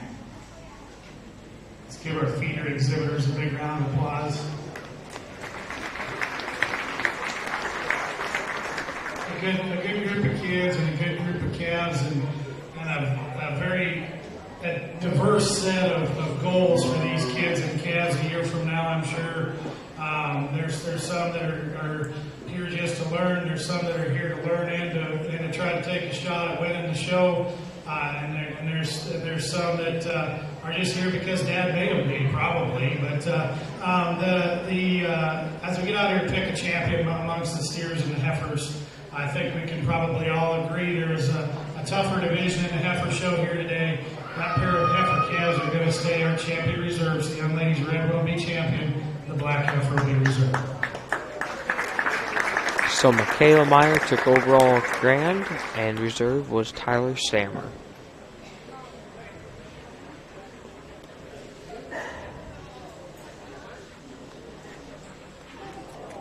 Overall champion feeder calf went to Michaela Meyer. Our reserve champion feeder calf to Tyler Stammer. Congratulations.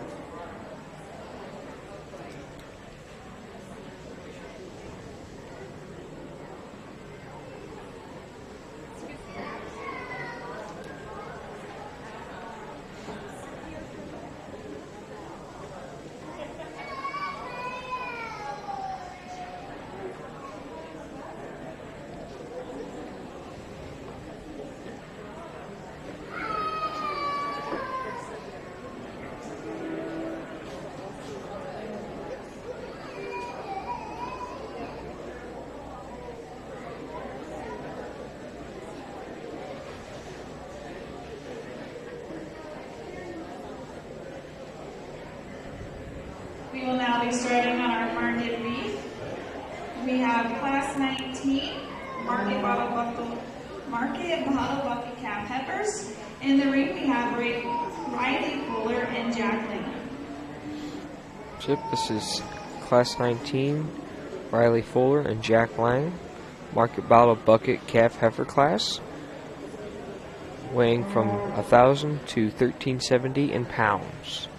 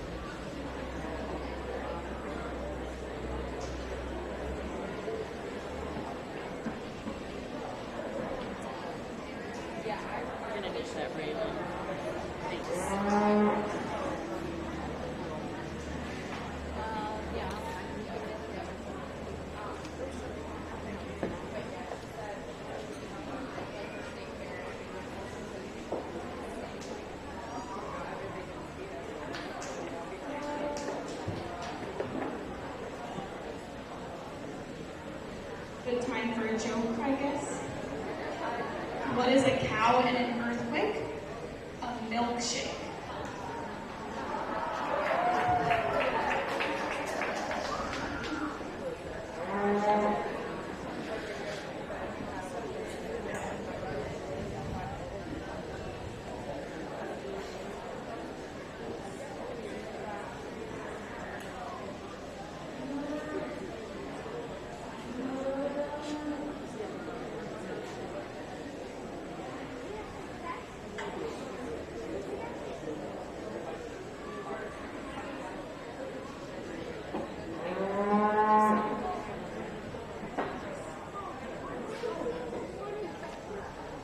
Just a reminder, the spelling bee sign up is happening up in the open class building. The spelling bee will begin at 10 a.m. Also in the North Administration building, we will have kids fair tours going on from 10 to noon. And then we will have a kids craft activity in the North Administration building from 1 to 3 p.m. this afternoon. Thank you.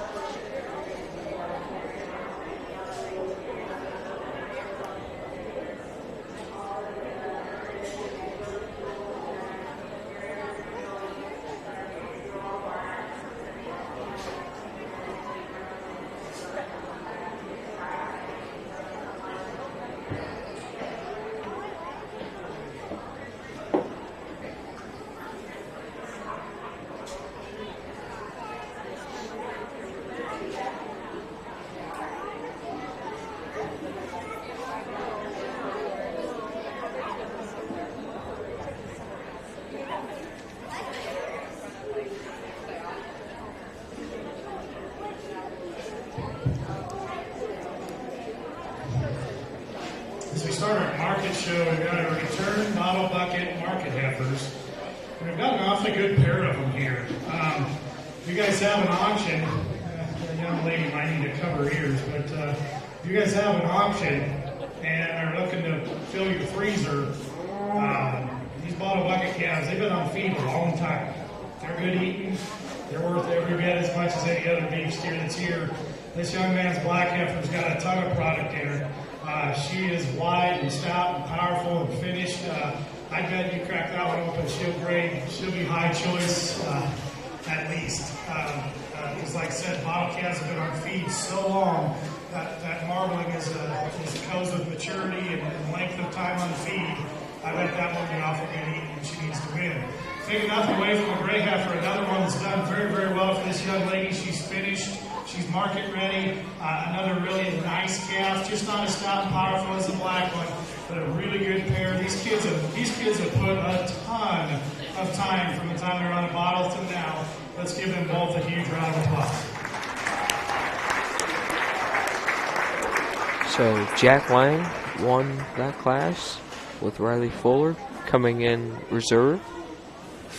Up next we will have class 20. Class champion went to Jack Lang. Class reserve to Riley Fuller.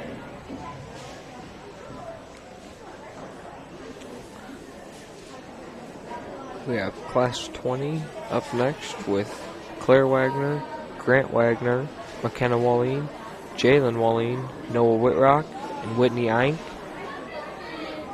ranging from 1,050 to 1,310 for pounds.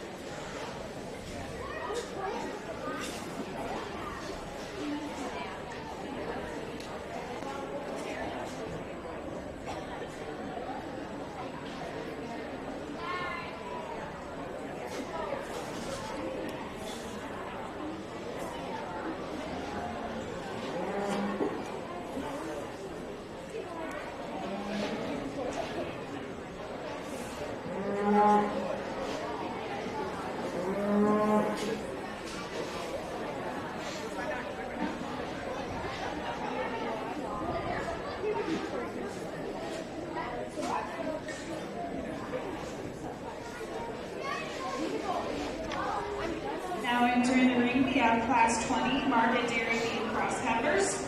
In the ring, we have Claire Wagner, Grant Wagner, McKenna Walleen, Jalen Walleen, Noah Whitrock, and Whitney Ike.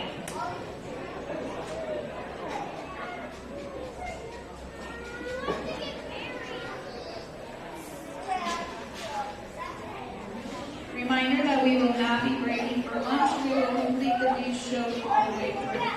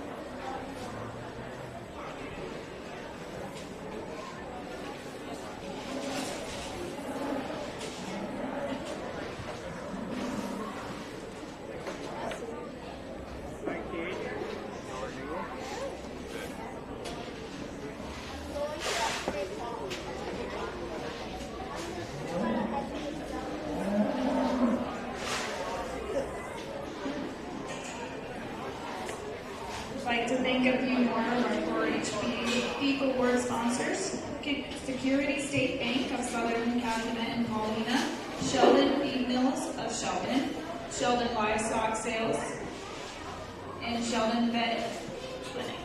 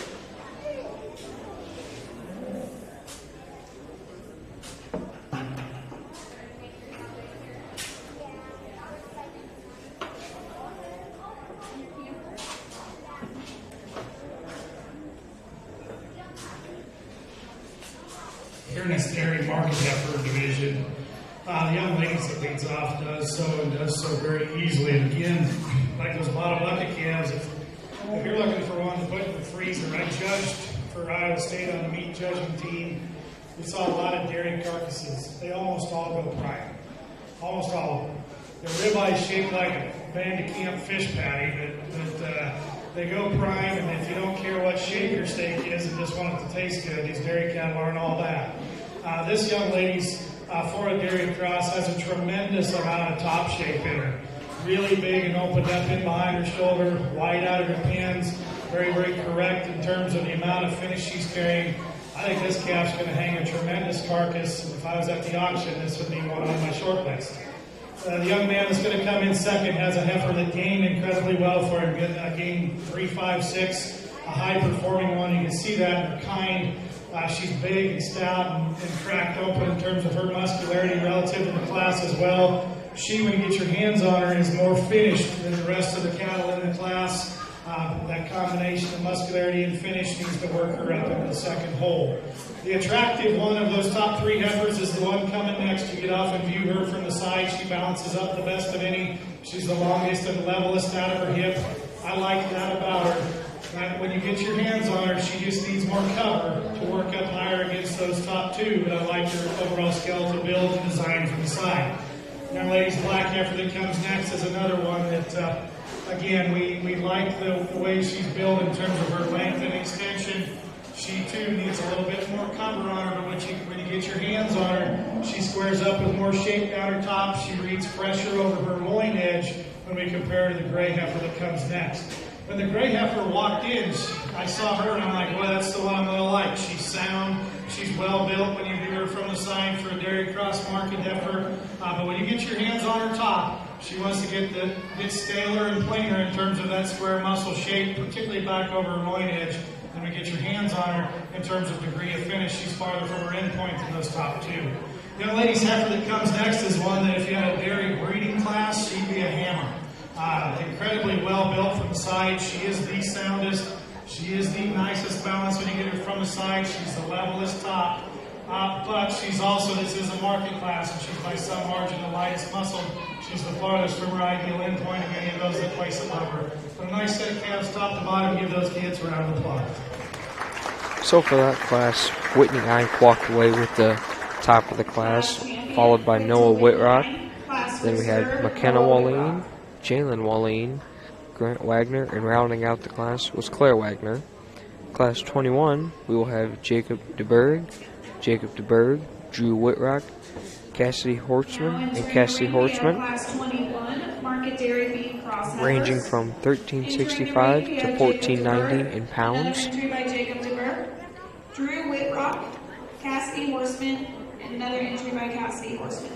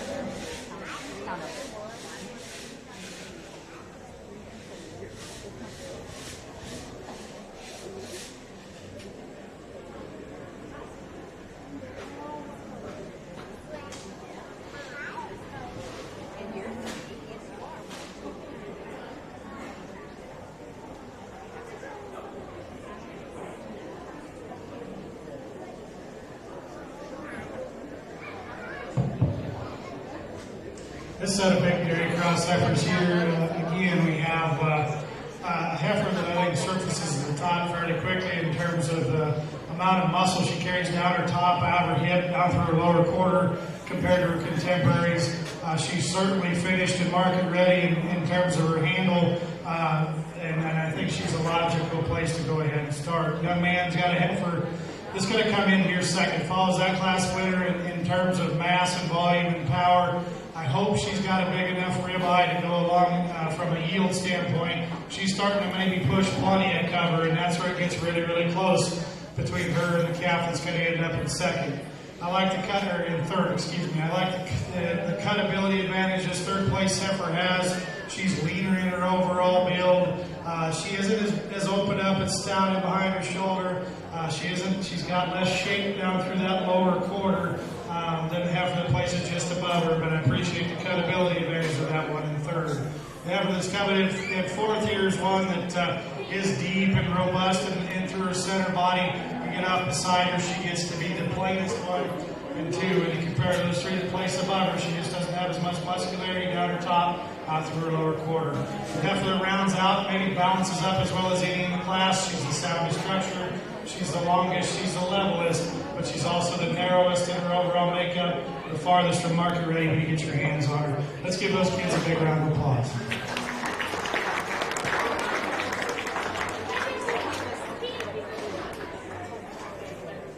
Class champion went to Cassidy Horseman. Class reserve also Cassidy Horseman. So for Class 21 there, Cassidy Horseman took both Grand and Reserve. Class 22 will be coming up. We have John Foreman, Gracie Bruns, Avery Evil, Tyler Stammer, and Carly Sturgis.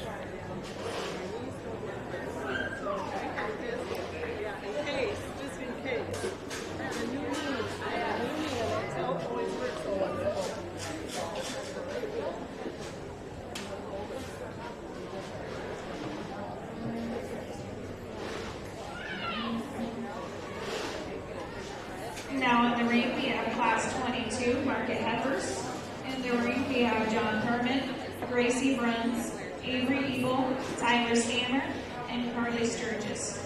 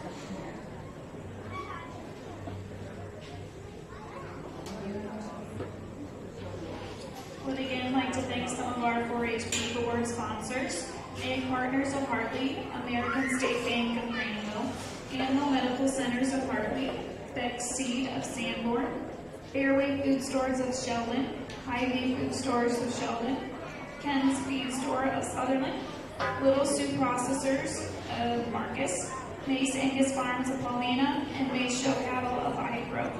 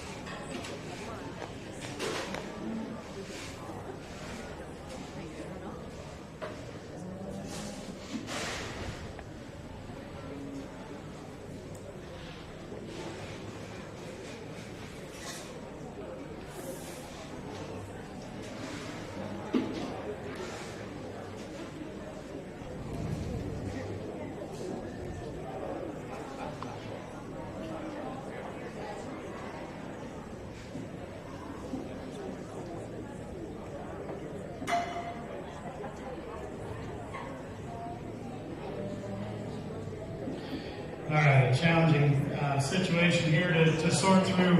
Young lady's got a heifer that has a lot of good in her. She's sound, she's long, she's attractive enough, and you get a viewer from the side, get your hands on her. She's as finished as any. She's really opened up in terms of her muscularity. And I think she needs to go ahead and start. From there's where it gets awful challenging.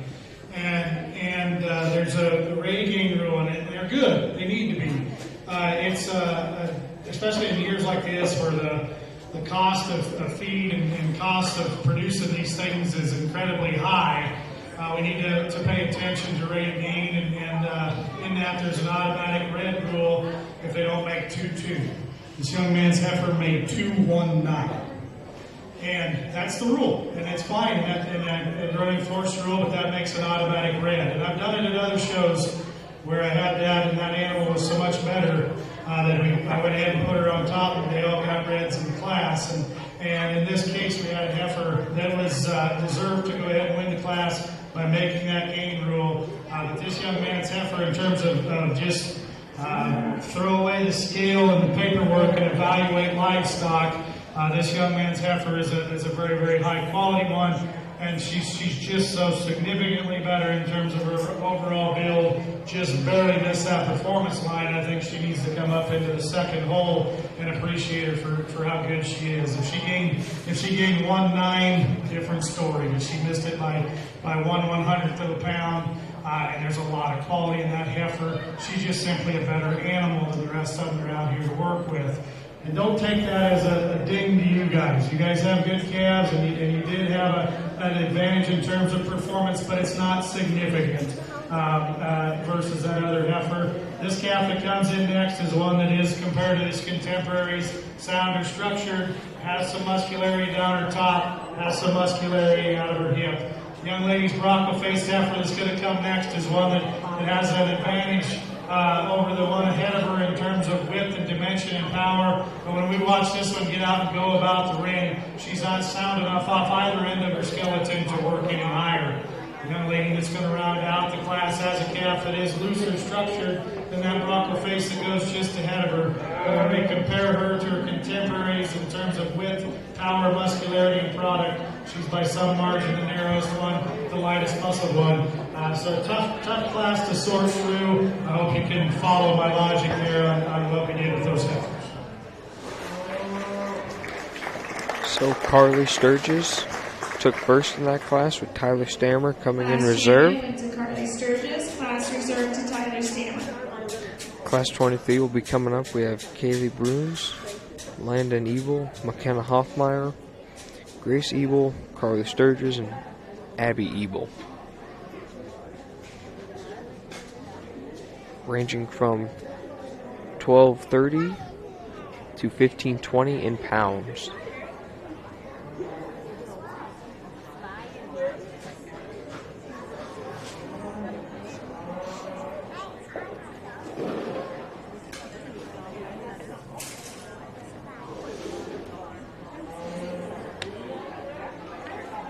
Now entering the ring, we have class 23 market heifers. In the ring, we have Kaylee Bruns, Landon Ebel, and McKenna Hoffmeyer.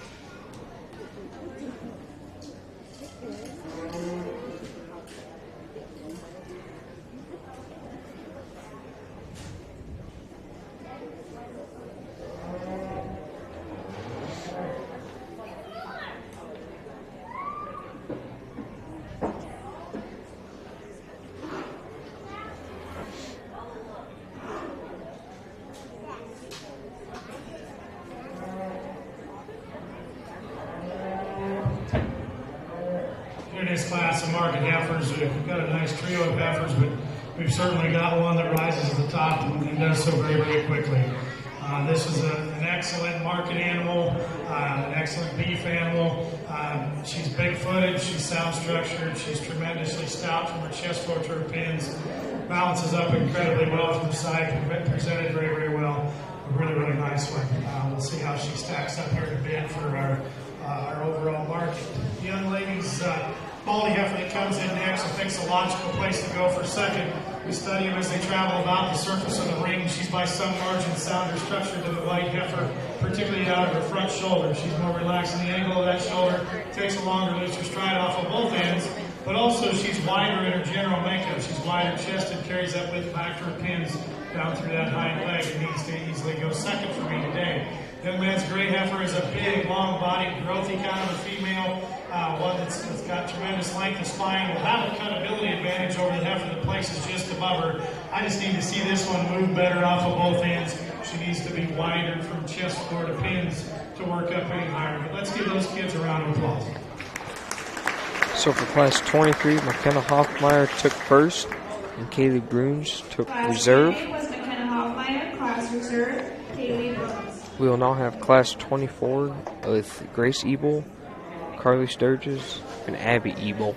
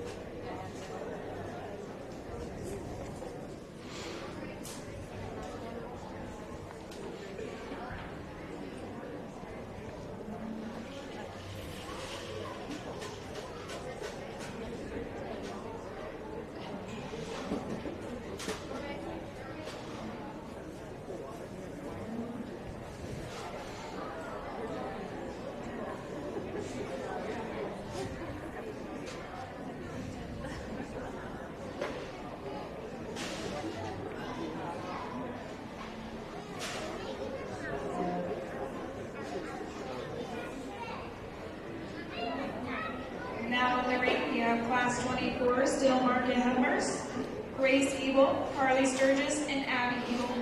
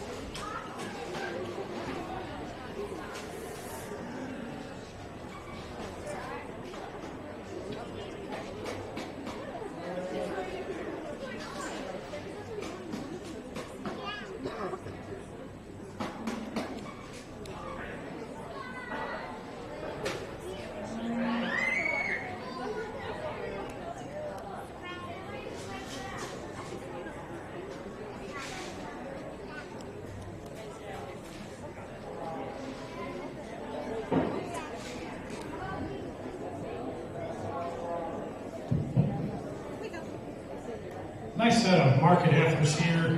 Young lady's gray heifer's a big old girl at 15, 20, I think she said she weighed. But she carries it very, very well. I think she wins this class fairly easily. She's big, she's long, she's heavy muscled. She's got an advantage in cutability over the other two heifers. She is fat enough, she's certainly market ready, but she's going to crack open and have a yield grade advantage over those other two, no doubt. And at that 15 weight, she's right there in a reasonable range for the industry. She made 3.5, did it very efficiently. A really nice place to start in this set of heifers. Young lady's black heifer that comes in second is one that, as we compare to our class winner, doesn't have the extra length and extension, and thus when you see her, she's pushing plenty of condition. I'm a little worried about her on a yield grade standpoint. I think she's going to be okay. When you get them in a show ring, she just balances up better than the heifer that's going to end up in third. Young lady's heifer that ends up in third is a long body, heavy muscle one, but we compare her to one that places just ahead of her. Wants to get a little plainer out of her front end, a little plainer when you get in behind her. 3 nice heifers for these young ladies. Give them a round of applause. Class champion went to Abby Eagle. Class reserved to Grace Eagle. We will now be bringing in our class champions for classes 19 through 24 to choose our champion market heifer. Addie Ebel won that class of class 24 with Grace Ebel coming in reserve. We're now going to bring in our past grands and reserves to pick the champion and reserve champion market heifer.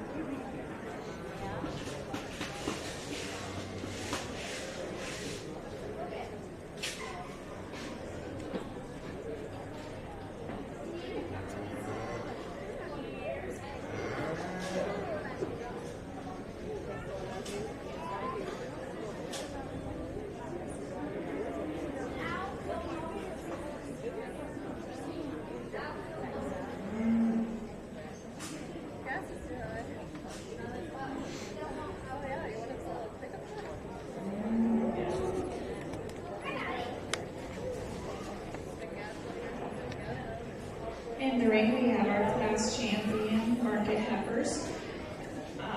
We have Jack Wing, Whitney Ike, Cassidy Horseman, Carly Sturgis, McKenna Hoffmeyer, and Abby Eagle.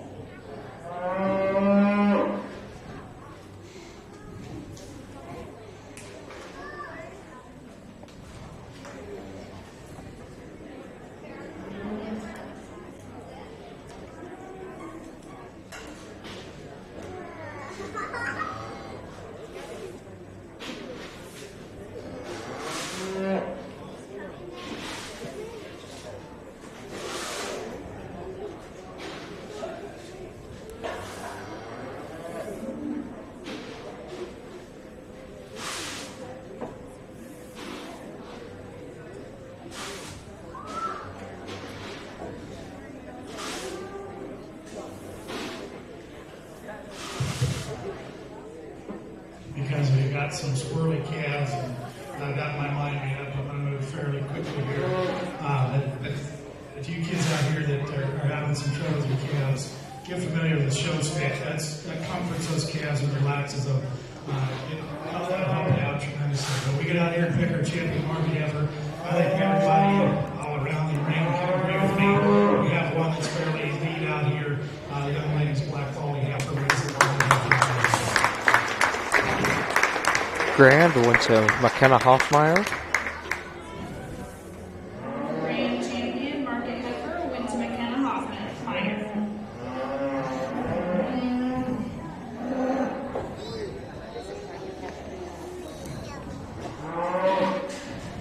We will now be bringing in the class reserve from that class to select our reserve champion Market Heifer. I want to congratulate the young lady that was second in that tough class behind our champion. And this heifer doesn't detract from the lineup. What we have left out here is a bunch of really practical beef cattle, and I appreciate that about them. They're all market ready. They've got muscularity, but there's one out here that, again, I think if you took the one out that left the ring, there's one that dominates the remaining heifers pretty handily. She's very, very realistic in terms of her size for what the industry is using in the market. She carries it very well. Just a good old-fashioned beef animal. That lady's a great heifer, so it's a real market heifer.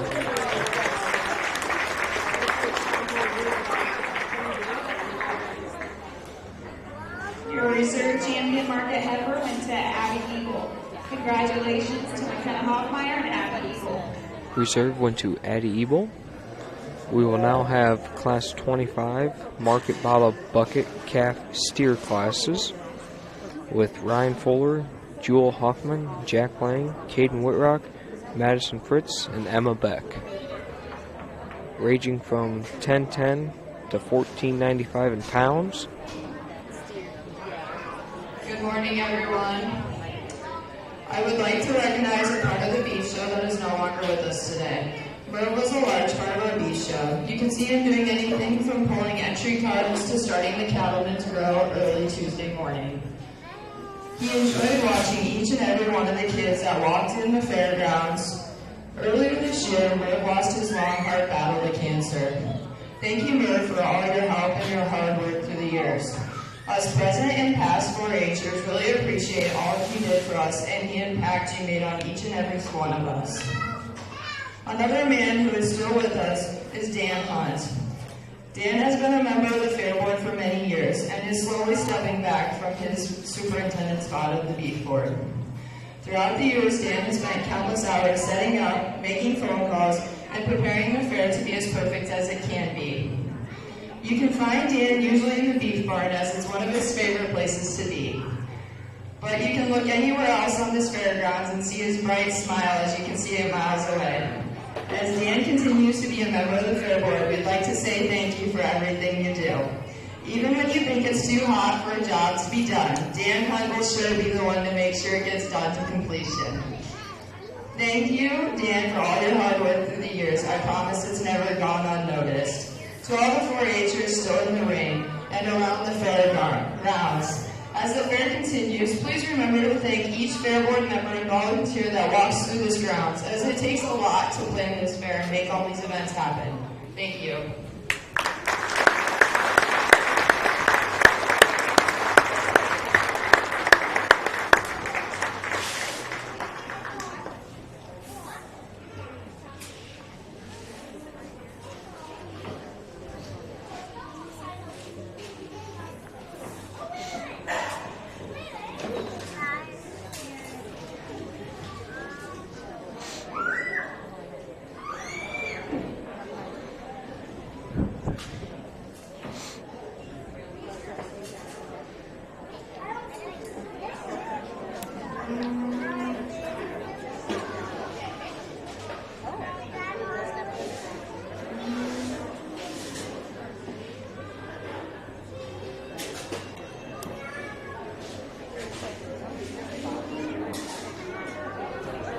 Now entering the ring, we have Class 25.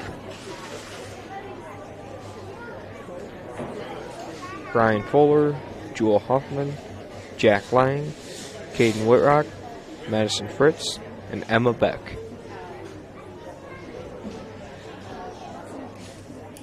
Now entering the ring is Class 25. We're moving on to our market steers. And this is Market Bottle Bucket Calf Steers. In the ring, we have Brian Fuller, Jewel Hoffman, Jack Lane, Caden Whitrock, Madison Fritz, and Emma Beck.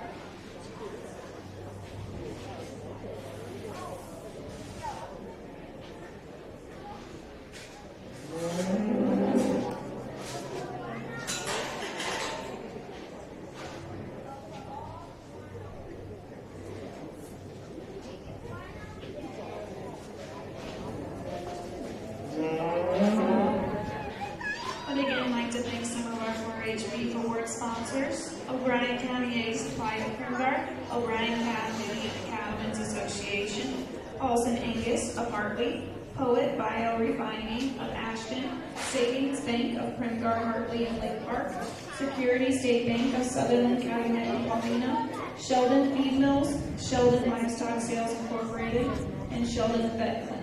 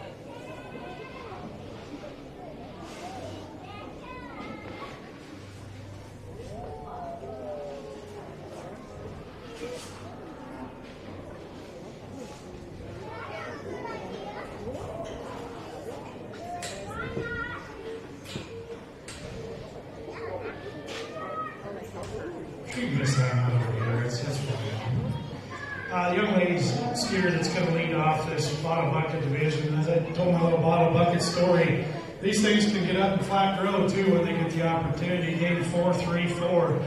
That's impressive for any calf, let alone a bottle bucket calf. And then we get your hands on him, he's appropriately finished.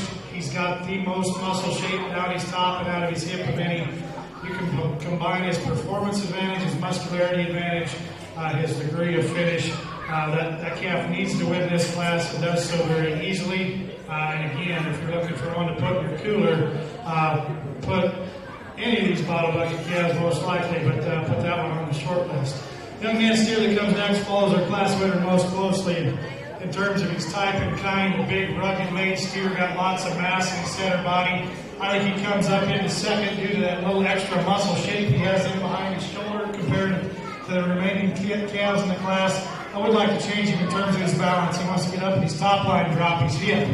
The young lady's white-footed steer that comes next is one that just has a pound's advantage over the remaining calves in class. He's a big old rugged steer, got lots of middle in him, big and long. He's got some shape in him right back over his loin edge. He wants to get a little staler right in behind his shoulder and carrying a little bit more condition. I'd like to see him get out and move freer and easier. The black body steer that comes next is the show steer of the class. If there's a show steer out here, he's by some margin the most attractive from his hip forward. There's no doubt about it. He just gives up some product to those three that place ahead of him. Then we get him behind him. I'd like to blow this one apart in terms of muscularity down through his lower quarter. The calf that comes next is one that, again, is a calf that's got some depth and shape in his center body. He's carrying an appropriate degree of finish. I'd like to change this one structurally off both ends, give him some more muscle shape to work any higher up in this class.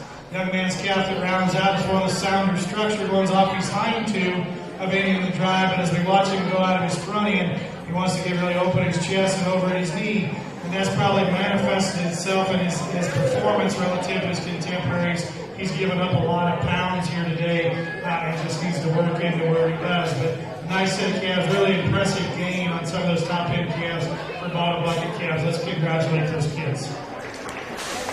So first of class 25 was Emma Beck, and coming in reserve was Caden Whitrock. Class reserve, Caden Whitrock. We'll now have class 26 coming in with Logan Dow, Caden Whitrock, Drew Whitrock, Noah Whitrock, Claire Wagner, and Lindsay Eink.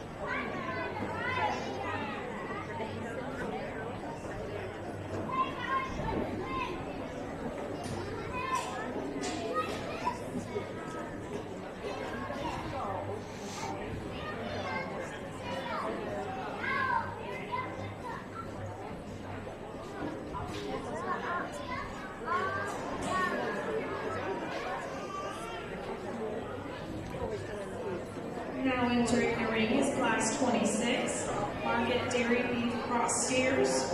In the ring, we have Logan Dow, Caden Whitrock, Drew Whitrock, Noah Whitrock, Claire Wagner, and Lindsay Ike.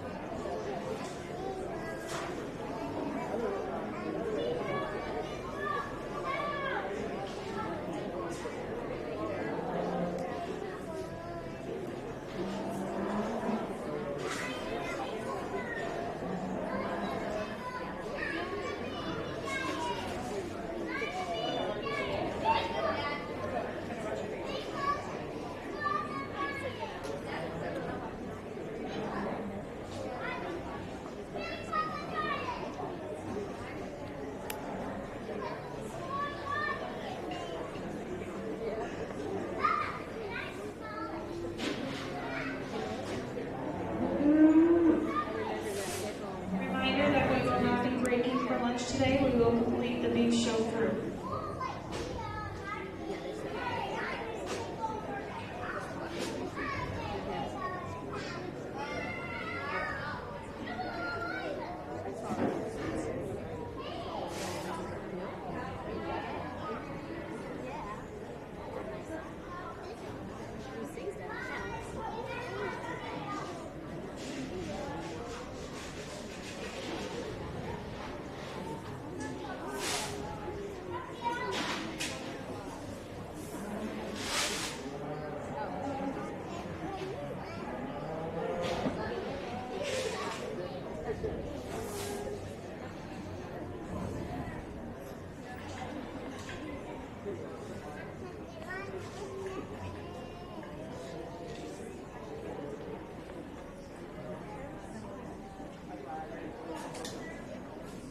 In this class of dairy cross steers, I think we have another one that surfaces fairly quickly for this young lady down here, a calf that in terms of structure, balance, and muscularity, I think rises to the top and does so fairly easily. From there's a little bit of sort, but the young man with the steer carrying a horn that's going to come in second is the one that you can head on out, young lady.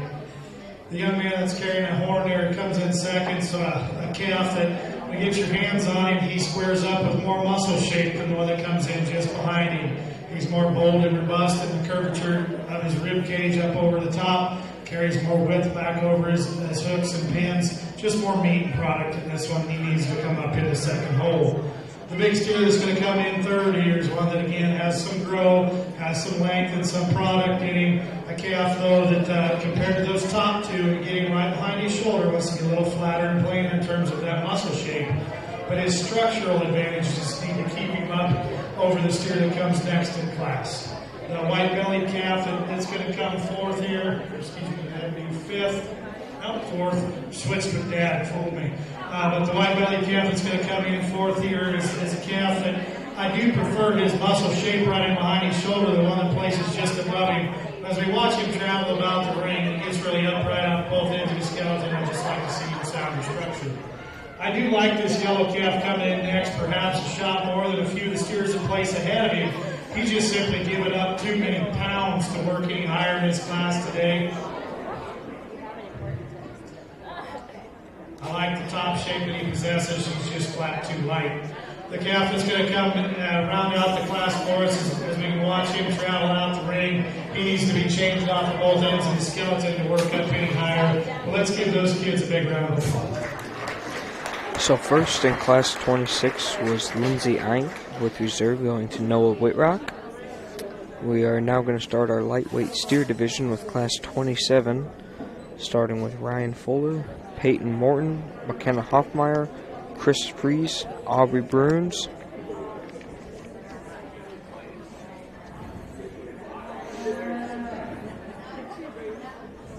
Class champion was Lindsay Eink. Class reserve was Noah Whitrock. We will now be beginning our lightweight steer division.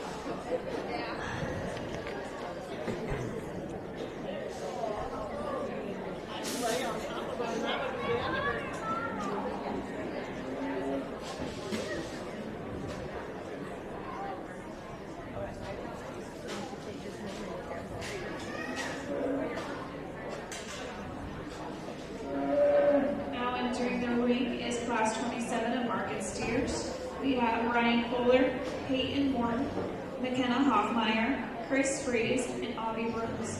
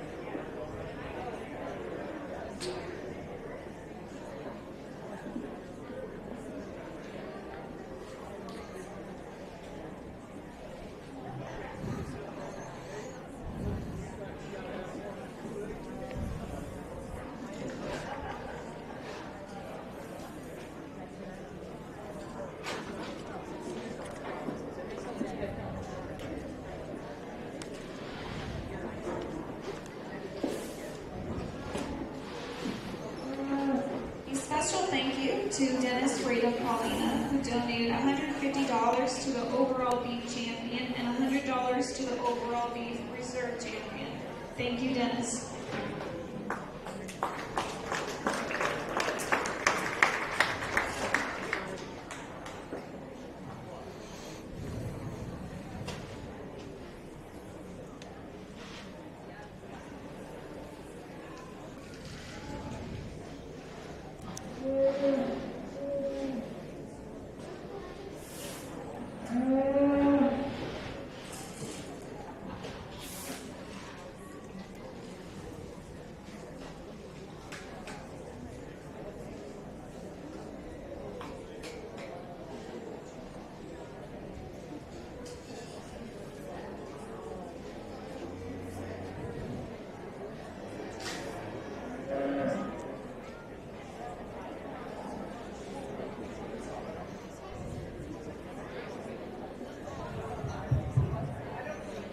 Curtis class of lightweight steers, we have some steers with some challenges we'd like to fix, and that includes our class winner here. Certainly though, when we get him out here and get him set up on the side view profile, that calf gives you the look of a show steer. Then we get your hands on him, he's got as much muscle down his top and out his hip as any of them. I'd like to change this one structurally off both ends. I'd like to soften him in his overall kind. I think he's the one that needs to start and does so fairly handily.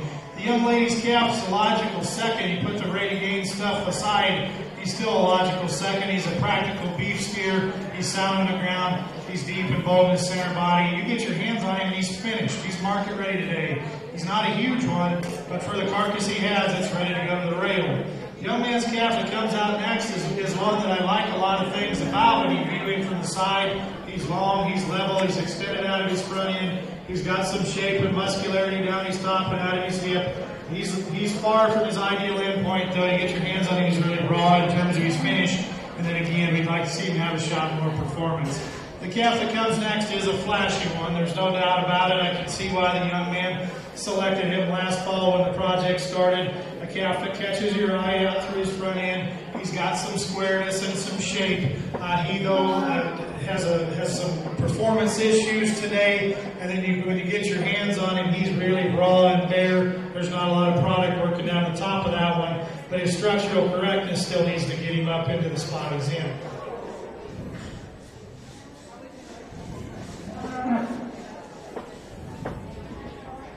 Young man's calf that rounds out is one that did have a performance advantage over those couple that placed ahead of him today. When you evaluate the calf in terms of his build, his structure out both ends of his skeleton needs to be quite a little better to work any higher. Class champion was McKenna Hoffmeyer. Class reserve, Aubrey Bruns. Our Class 27 champion was McKenna Meyer. Coming in reserve was Aubrey Bruns. We will now have Class 28, starting with John Foreman, with Christine Sandy, Kaylee Bruns, Grace Furman, and Peyton Morton.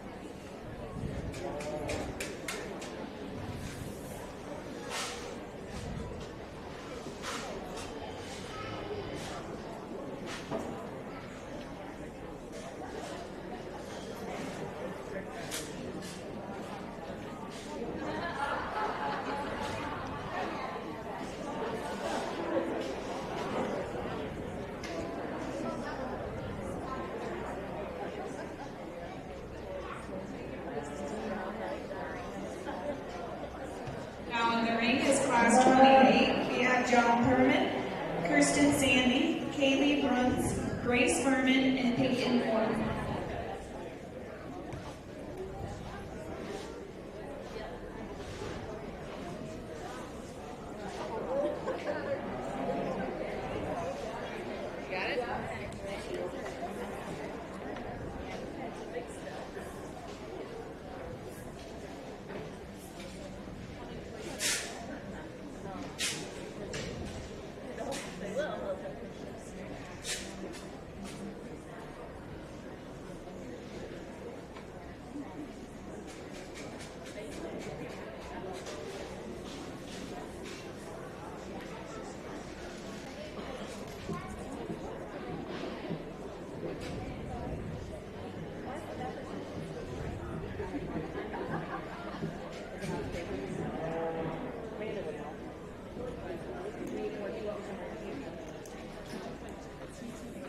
Again, congratulations to our 2022 O'Brien County Fair royalty. Handing out our ribbons today is our Fair King, Dane Mormon. We have in the ring currently our Fair Queen, Grace Furman, and our princess is Mackenzie Meyer.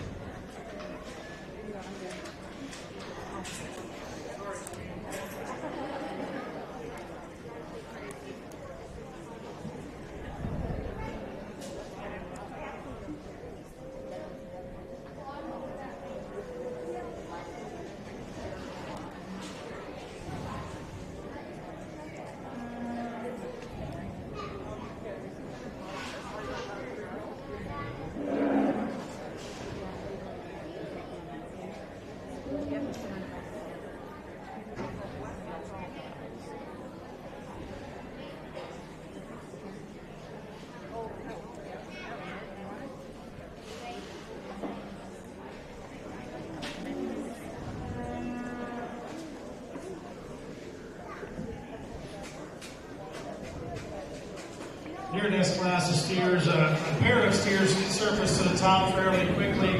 Evaluate this set. Both of these calves are sure adequate in terms of muscularity. They're adequate in terms of their degree of finish. The black steers, I'd like to change how he moves out of the front end. I think the way he handles his hind tube gets him to the top of this class. He's longer and leveler hips, got more reach and flex in that rear hock and pastern, and just is more comfortable when they get him out on the go. The red steer has the advantage in terms of power. He is more muscular down his top. He's stouter out of his hip. I like this calf setting still fairly well, but particularly out of his hind tube. We need to lengthen and level that hip, free up that hock and rear pastern to work him up any higher. Again, a calf that's got some parts and pieces I love, but we need to speed and change the way motors, particularly out those hind tube. That lady's calf that comes next is sounder structure than either steer that places ahead of her. A calf that takes a longer, looser stride off of both ends. He's incredibly long top. She gets him set up. He balances up fairly well. But in terms of muscularity, you get right in behind his shoulder, out through his hip, and down through that hind quarter. He's just flatter and plainer in terms of that muscle shape. The steer that comes next is very similar to the one that places ahead of him. A calf that's got some depth of body. He's got some looseness of structure. He, gets plainer balance when we view him from the side compared to that one that placed ahead of him. Doesn't have the muscle shape of those top two. The calf that's going to round out the class is a calf that's got some length. He's got some shape down his top and out of his hip. He's got some performance issues today, and that probably starts down at the ground. If you study the way his feet are made, he's a little bit long-toed, probably had a little bit harder time going to feed. But a nice set of calves top to bottom. Give those kids a round of applause. So coming in first was Christine Sandy with Peyton Morton coming in reserve. Class reserve to Peyton Morton. We're now going to have the champion in reserve lightweight division. From class 27 and 28 to choose our champion and reserve champion lightweight division steers.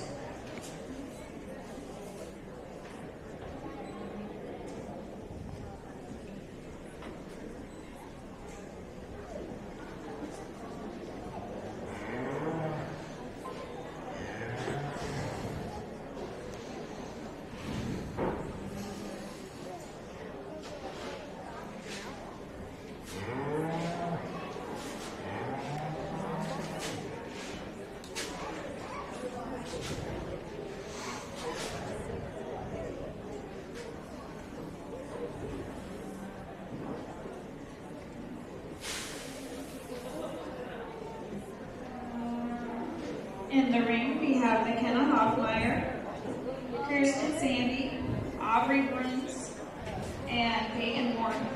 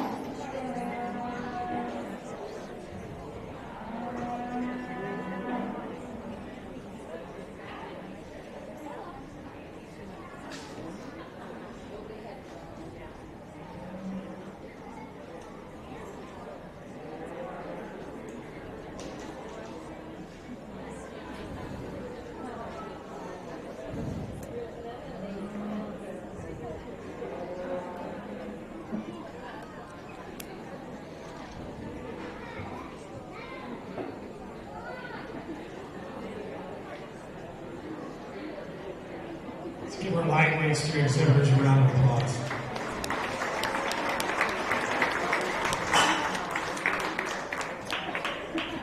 A division that's got some give and some take and some things that we would change. The calf that won the first class is one that getting off and viewing from the side, really level down his top, really neat and attractive out of his front end. a calf that's got a lot of shape and get your hands on him. He's got a ways to go to get to his end point in terms of the amount of finish he has on him. I'll be the first to admit that. I'd like to soften him at his flank. I'd like to see this calf a little looser structured out of his front end, but when we compare him to some other options, he's as sound as any of them, if not the soundest one in the ring. The young lady's calf that won the second class has an advantage in terms of his end point. He's got more degree of finish on him when you get your hands on him.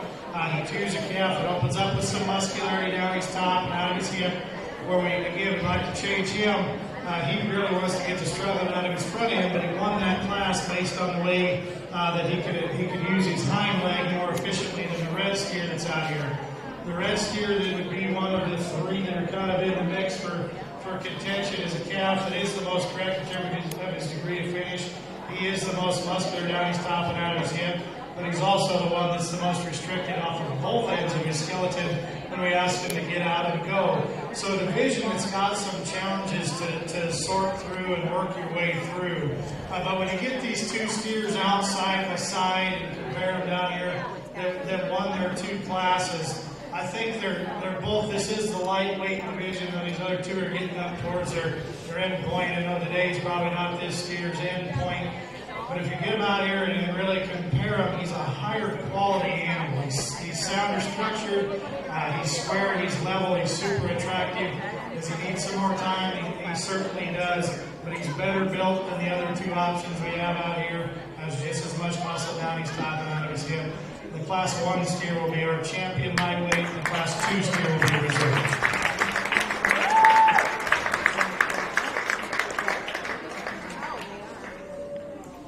Your champion lightweight.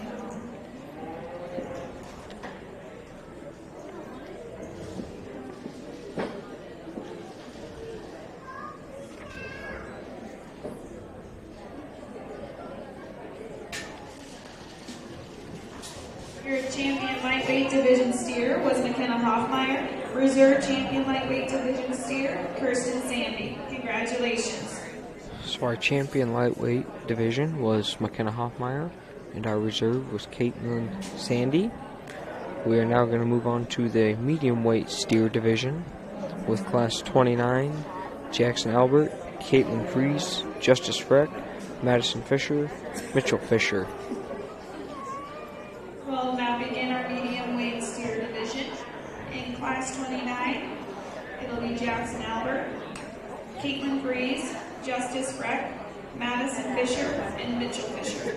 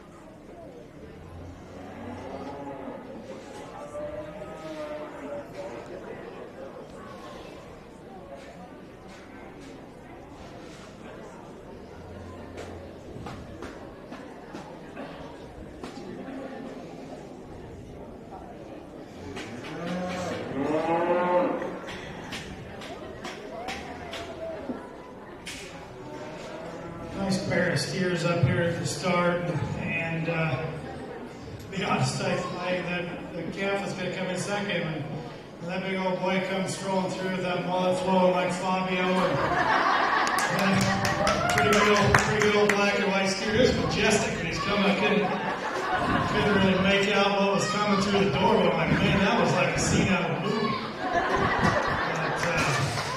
Then old Burt Reynolds here rolled in with another steer. Unfortunately, it didn't go Fabio's way today. But these two steers I'd like to kind of match together a bit. But there's no doubt this calf that leads off from his shoulder back, you can't make him any wider and squarer than that guy. That is a brick. He's a calf that I'd like to, he kind of looks like he ran into a brick wall at a high rate of speed up front. I'd like to stretch him out. I'd like to give this calf, for as stout as he is, I'd like him to be bigger footed and stouter in his bone work. But there's just no denying how opened up and how wide and square and powerful that one is, how much product he has in him. You just got to go ahead and use him to start. My friend here with the mullet that's coming second's got an awful nice calf. He's long, he's attractive. He beats that steer in first in those regards. I much prefer his length, I much prefer his extension. But you get your hands on him, he's pretty raw in terms of his degree of finish, and he just gets overwhelmed in terms of shape down his top and out of his hip. But a really, really nice pair of steers to go up to the top. The black steer that's going to come next is just a practical old fast steer. He's deep-bodied, he's bold-ribbed, he's got some shape down his top and out of his hip. He's finished in terms of his degree of handle. He just runs into a couple stout ones at the top. The old red steer that comes next, again, is a really practical one. He's loose and sound in terms of his structure. He's long-bodied. He just needs to be more attractive, needs to be more powerful to work higher. I do like this baldy steer here that's coming out in the last hole. If it weren't for the game rule, I'd work that one up a couple spots in terms of his type and kind. I like the way that calf's put together. Those calves that placed ahead of him will perform well. They deserve to stay up in the blue ribbon group today. Let's give those kids a big round of applause. So first in Class 29 went to Justice Freck with number 2 reserve going to Jackson Albert. Class reserve, Jackson Albert. Class 30 is up next with Willa Cyclica, Ashlyn Gunnarsson, Morgan Groders, Mackenzie Meyer, and Courtney Decker.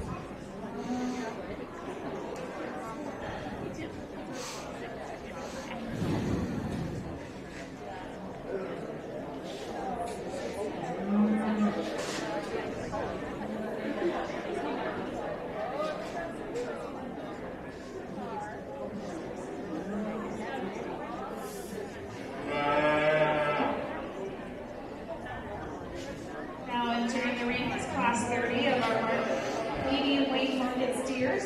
Entering the ring, we have Willa Cyclica, Ashlyn Gunnarsson, Morgan Groders, Mackenzie Meyer, another entry by Mackenzie Meyer, and Courtney Decker.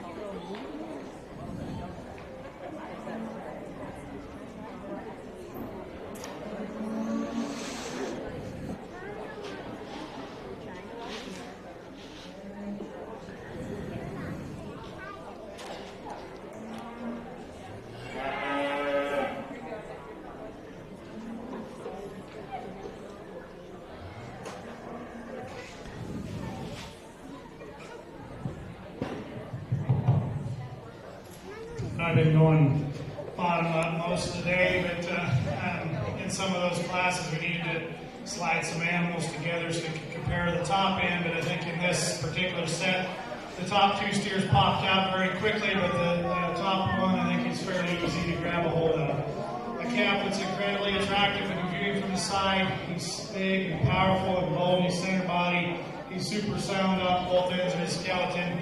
Is he get just a nickel stale down right behind his shoulder? Maybe, but he weighs 1430, carries it very, very well. A really logical place to start. And this young lady's high quality steer came scrolling in, and I thought, boy, that's a steer that's going to be a force to be reckoned with. And then he ran into an awful good one to come in at the top. And if we change this steer off the way he handles his hind leg, I think that's a calf that'd be pushing awful hard in the champion reserve contention earlier today, and he still may be. From his hip forward, I love a lot of things about that practical old fat steer. He's really good in his lines, he's good in his depth, he's attractive out through his front end, he's really level out over his tail head. We just need to change those rear pastures as the way it goes.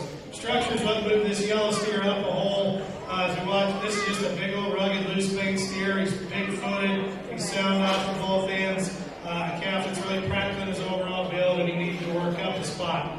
Young lady's black steer that comes next is one I rolled down a spot. He fits the top two from his hip forward in terms of raw muscle shape down his top and overall power. But then when you study his hocks, when he goes off those hind two, we just got to move him down a hole. The gray steer that's coming next is another one that can be corrected in the way it gets off of his hind two as well. Just doesn't have as much square shape and power as the one that sits right up ahead of him today, but a big practical kind of a fat steer.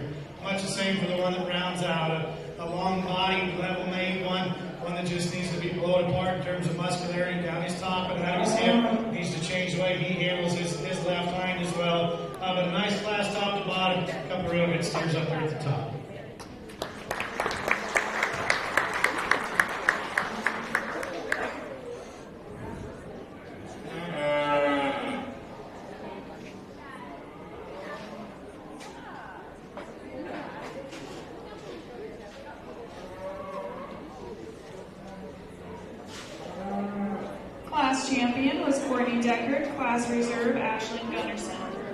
Class 30 champion was Courtney Decker, and Class 30 reserve was Ashlyn Gunnarsson.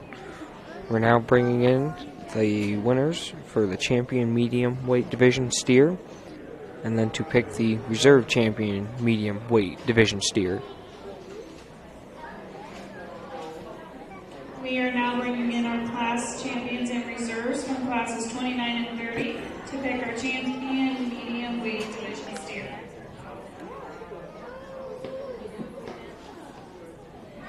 In the ring, we have Justice Freck, Courtney Decker, Jackson Albert, and Ashley Gunnarsson.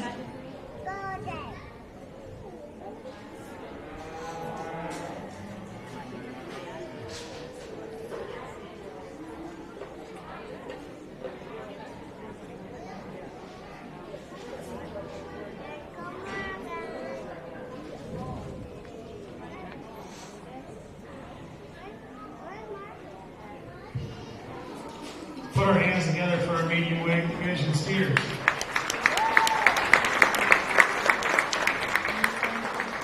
So we're getting up into the mediums weighing 1430. I'm a little bit terrified of what might be coming in the heavies. There's some pretty good sized calves out here still being the middleweight. I know I've been to a couple fairs this year that didn't have any weighing 1430, let alone having a whole other division. We get out here and talk about our ones that are in contention. We've got that steer that won that first middleweight class that, I'm going to get him out here and do him on the side now. We'd still like to change his extension wherever we look at him. But there's no doubt that he's the widest from his chest floor back to his pins. That is one incredibly stout-topped and incredibly stout hip one. And in reality, we're making meat here. I can't get fat eating pretty. So he needed to win that class, and when we get him out here and compare him to the one that won the second class, a calf that has that similar amount of shape and stoutness, particularly out of his hip. He's quite a bit more attractive when we view him from his front end. He's He's bigger footed, he's heavier boned, and just simply more complete. I really wanted to give my man here a piece of the division here today. He's kind of my spirit animal. And nothing against the calf that ended up second. Those are two steers that win a lot of county fairs, calves that are very, very good. I hope you're proud of their project. But we run into an awful tough one up here with this gray one out of the second class that's going to be our division champion. And the young man with the big square body going to be reserved. Courtney Decker took division champion, Division steer was Courtney Decker. and reserve champion went to Justice Freck. Was Justice Freck. Congratulations. Now we're going to start our heavyweight steer division with Class 31 with Sydney Zutenhorse, Caleb Swartz, Brenton Thomas, and Ellen Hunt. And these are ranging from $14.95 to $16.05 in weight.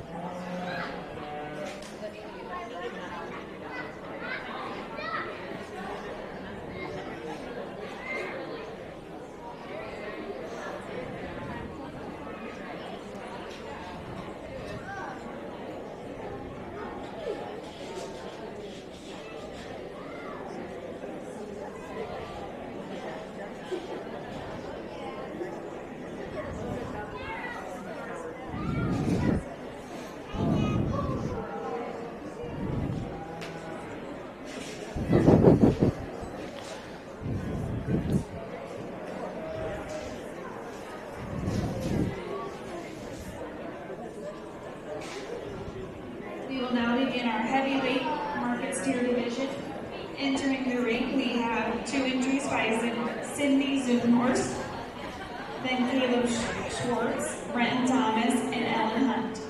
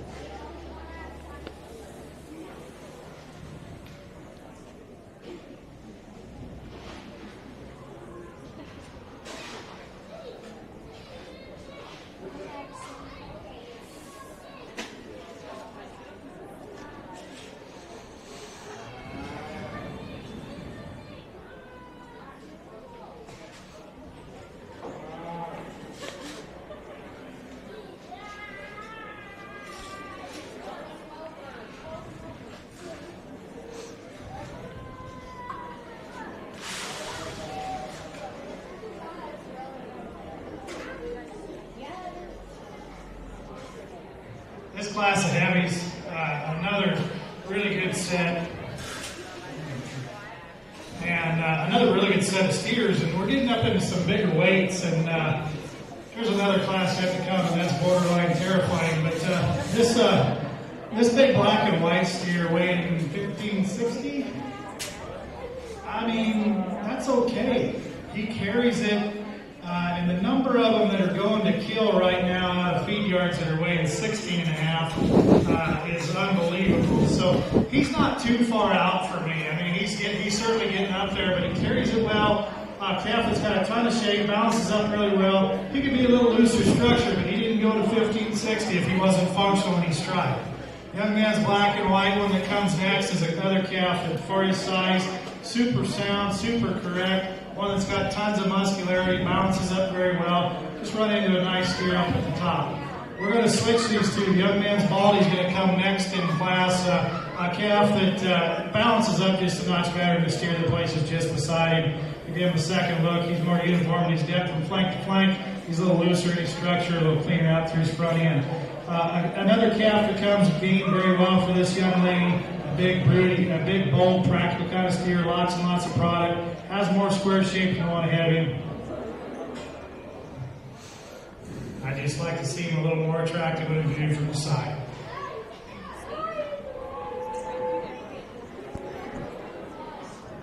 Big, athletic, fat guys we got over here. But this calf that rounds out again, really practical sound, big body, easy feeding one, just needs to be more attractive to work up higher. But that's a good set of steers all the way top to bottom. Again, if you guys are looking for one for your freezer, help these kids out and bid right up on them at the sale. They'll be as good as anything you can buy in the country.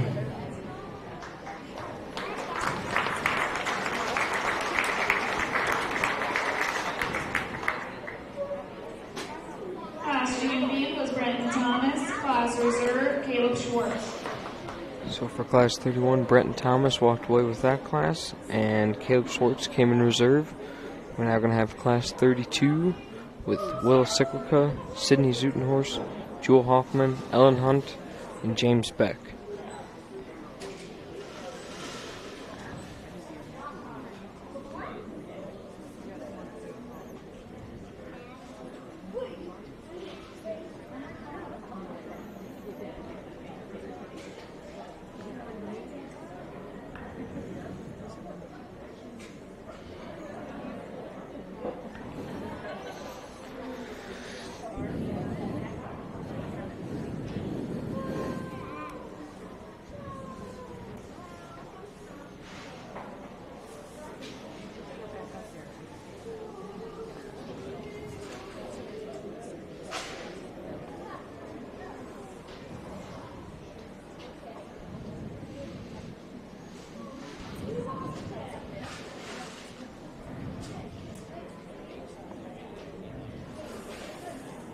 Now in the ring we have Class 32 of Market Steers. In the ring is Willa Cyclica, Sydney Zutenhorst, Jewel Hoffman, Ellen Hunt, and James Beck.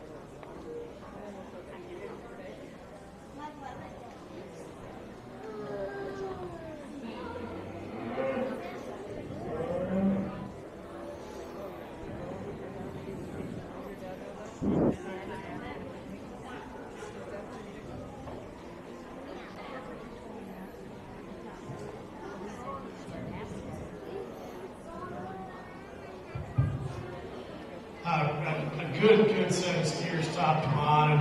You don't see too many classes of show steers that are all weighing 1,700 pounds. That's really impressive, and not a whole lot of corn's been pumped into these guys. But young lady's yellow steer that leads off is the one that has all the deliciousness in him, but he's the one that's the most functional in terms of his stride. That is a big, powerful steer. He's not over fat by any means of his weight. He's really sound structured. There's a whole bunch of feedlot operators, game 441, there's a whole bunch of feedlot operators that would love to have a few hundred of them standing around. Young lady's gray steer that's going to come next is one that he isn't sound enough structured. He just flat isn't, but he's weighing 16 something, so obviously it worked good enough to get him there. And in a market steer, I guess that's going to be acceptable because of the incredible amount of product that this thing packs into him. He's got so much square shape down his top, and out of his hip, and down through his quarter. There is tons of meat in him. He's a rib longer than a lot of them. There's so much product in him that we've just got to forgive him for his structure, because he doesn't have to make too many more trips before his time's up anyway, and he made it, so he's going to be okay. Young man's big 1770-something pound steer here. Another one that's obviously got a tremendous amount of performance. A calf that's got tons and tons of product in him. He's kind of surprising when you get your hands on him. He's not just gobby fat for one at that weight. I think his cutability is still going to be acceptable. And another one with a tremendous amount of meat in him. The big red steer that's going to come next is one that's a big, long-sided calf, got lots of meat, lots of product in him. Isn't as stout when you get right in behind him as a couple of the other ones, but a calf that is extra length. He's got a shot more balance when we view from the side than the steer that rounds out the class. This calf's another deep, bold body kind of one, got lots of product in him. You compare him to those that place ahead of him, we'd like to give him a little more eye appeal, stretch him out in his front end, elevate him at his pins. But another set of steers, and if you've got a locker hook, the processing fees cost about the same to kill one of them as they do an 1,100 pounder, just so they'll have more meat in the freezer. So for Class 32, Ellen Hunt took the top, and reserve went to Sydney Zutenhorst. We'll now bring in our class champion and reserve from classes 31 and 32. We're now select our champion and reserve champion heavyweight division steer. We're now going to pick our champion heavyweight and reserve champion heavyweight.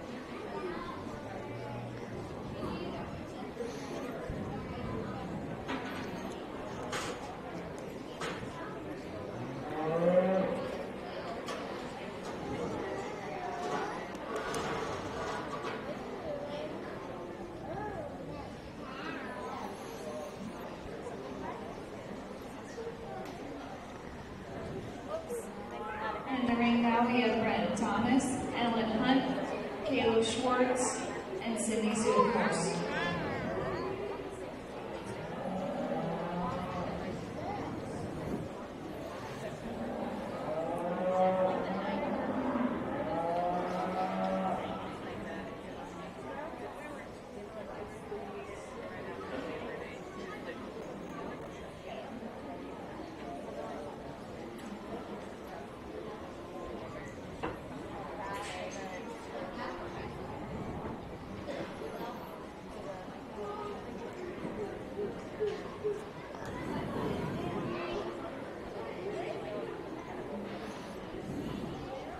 Give our heavyweight exhibitors a round of applause.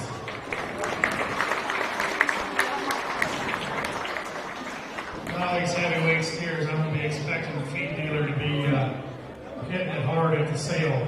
Just hold your hand up, because there's been a lot of feed pumped through the upper end of this fair. The kids have done a tremendous job of getting them fed. The calves are finished right. Both these steers that are in contention for champion are calves that have obviously performed well, are finished well, have plenty of muscle. But there's one that's certainly got an advantage in terms of show steer look here today. I would like to change his structure slightly. I'd like to change his foot shape in the back, make him more flexible in his hock. But he's certainly acceptable, been functional there. Calf sets up, gives a heck of a look from the side. The black and white steer out of Class 1 is going to be our champion heavyweight here today. Decision for reserve gets a notch closer for me, to be honest. The black and white steer probably follows him more closely in terms of his type and kind. He probably follows him more closely in terms of his balance when viewed from the side. There's a tremendous amount of product in this yellow steer, though. A calf that's sound structured, bold body, big top, huge hip, gain 441. There's a lot of good in that calf. So this decision kind of gets a bit close for me in terms of which way you go. There's a little more look in that one. There's not the decided advantage in ring presence that the other black and white steer has. That extra almost pound a day of gain, coupled with there's not a lot of difference in terms of their quality, the extra stoutness in this yellow one. The yellow steer is going to be my reserve heavyweight.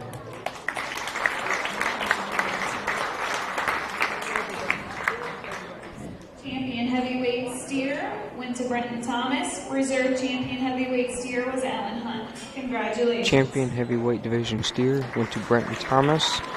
Reserve champion heavyweight steer went to Ellen Hunt. We'll now bring in our champion division steers to select our overall champion market steer.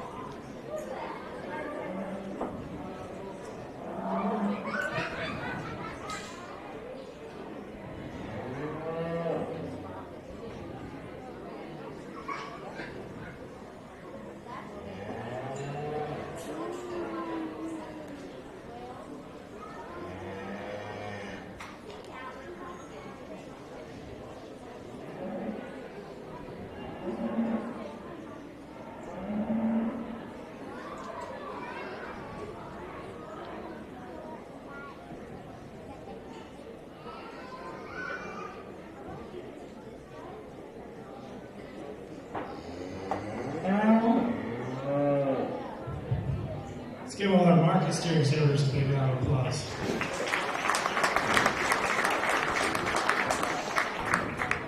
As we, the Heifer show was really outstanding, and the steer show's had some really good quality too here at the top end. The Heifer show was maybe one of the saltier ones I've seen this summer up at the top. I think you guys are going to be represented very well at your shootouts, and I think here in the market division you're going to be represented very well as well. I've probably been a little quicker and a little more rattled in the market steer side than I maybe was in the Heifer side. And when I talk to the kids about make sure you're doing this, make sure you enjoy what you're doing. Make sure when you're working with these calves and showing these calves, it's a tremendous amount of work. And if you don't enjoy it, ask your dad to let you go do whatever it is you enjoy. If you want to show a horse or play softball or sit in your basement and play Dungeons and Dragons, I prefer you didn't. But if that's what really makes you happy, make sure that's what you're doing. And parents remind yourselves that, because I've been guilty of it at times, wondering if my son's doing it because I want him to or because he wants to. And he truly does want to, but there's days I question myself if I've got my head on right and we're doing it for him or for me. And there's probably a lot of parents that can say they're guilty of that, but these kids' childhoods are really short. And I'm fortunate, I almost got reminded how short they were. I got a call between the Heifer show and the steer show that my niece that's 18 and my daughter that's 6 rear-ended a semi today. They're okay. The car's totaled, but they're okay. That'd have been a terrible 3-hour drive home. So remind yourselves, kids, that life is really short. And parents, remind ourselves that life is really short. Especially for these kids' lives. I know my son's 13, I count, that means we've got 5 more show heifers to name. That's not very many, you know, and it'll go by in a flash. So make sure, these kids' lives are tough. They go to school every day. Used to be when we were a kid, if you had a bad day at school or you had some knothead picking on you, you went home, you didn't hear from him again. Or you went home for the summer and you had the whole summer off from the BS that goes on in these kids' lives. And now with Snapchat and everything that they deal with, it's constant. And their coaches are on constant to be in the weight room and play AAU ball and do all these things. And help your kids, support your kids so that they embrace who they are and they embrace doing the things that they enjoy, because the window of time they have to do that before they have to be adults and do a lot of things they don't enjoy is very, very small. So I hope you kids out here that are showing these steers really love doing it, and those of you that show heifers really love doing it. And I hope you thank your parents and your 4-H leaders and whatever other mentors you had that have helped you learn to get your animals in this type of show ring presentation. It's been a great set of cattle all day, a great set of kids. I've enjoyed the O'Brien County Fair, but out here to pick a champion steer, I think it's fairly cut and dry. The decision for reserve is going to get a little bit closer for me as we bring one in for consideration. But I think you have one that you should all be proud of, sending to your shootout to represent O'Brien County. This young lady's a great steer, wins and does so pretty well.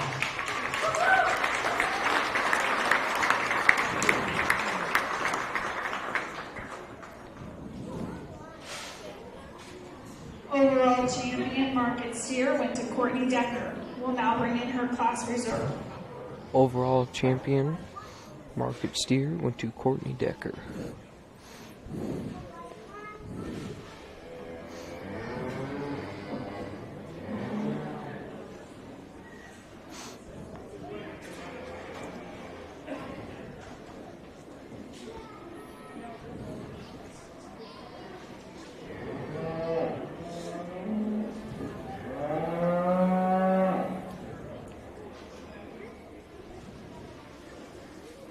Decision for reserve with that calf that comes in out of that division. We talked about how big and stout topped he was and stout hipped he is. And we have another steer out here that, if you think about it like wrestlers and basketball players, you get those Iowa State wrestlers, you see them on TV and they're just nothing but muscle, and then you meet them in real life and they're this tall. And then you see that basketball player that's 6'10", and I guarantee you wouldn't want to get in a fist fight with him. It's just the way they hang the muscle on their skeleton. It's different. We've got that here between this black and white steer and this other black steer here that comes in. That black steer is impressive in terms of the width he has down his top and how powerful he is out of his hip. This black and white steer, though, I think is almost as powerful down his top and out of his hip. And he does it on a skeleton that's a foot longer wherever you look at it. He's 6 inches longer neck, he's 6 inches longer top. Neither of these calves get around the ring as well as I'd like them to, but that extra length and extension and product that's in this black and white steer, this black and white steer is our reserve.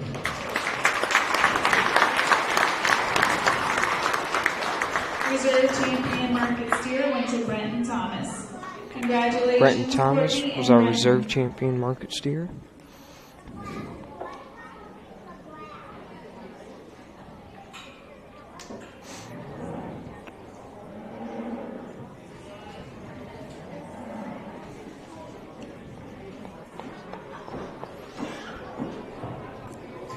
Ladies and gentlemen, children of all ages, at noon in the Wayne Moss Memorial Stage, come see Dan Kirk, the juggler with the yellow shoes, all the way from America's Got Talent, perform at noon or after the spelling bee, whichever happens first.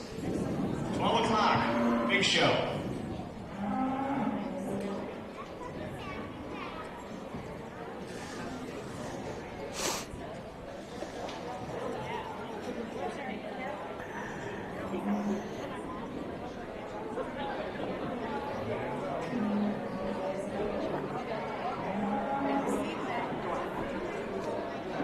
What? Oh yeah. A little bit. Olivia asked me. We'll now be reviewing in our champion market Then I asked her, heifers am I the and last our person champion you market steers to select our overall champion market individuals.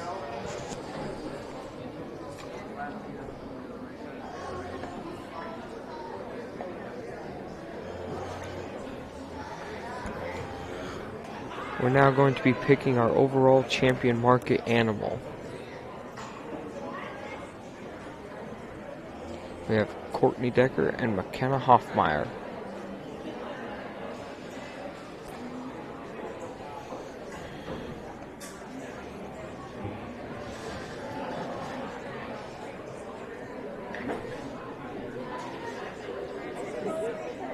In the ring, we have McKenna Hoffmeyer with her market heifer and Courtney Decker with her market steer.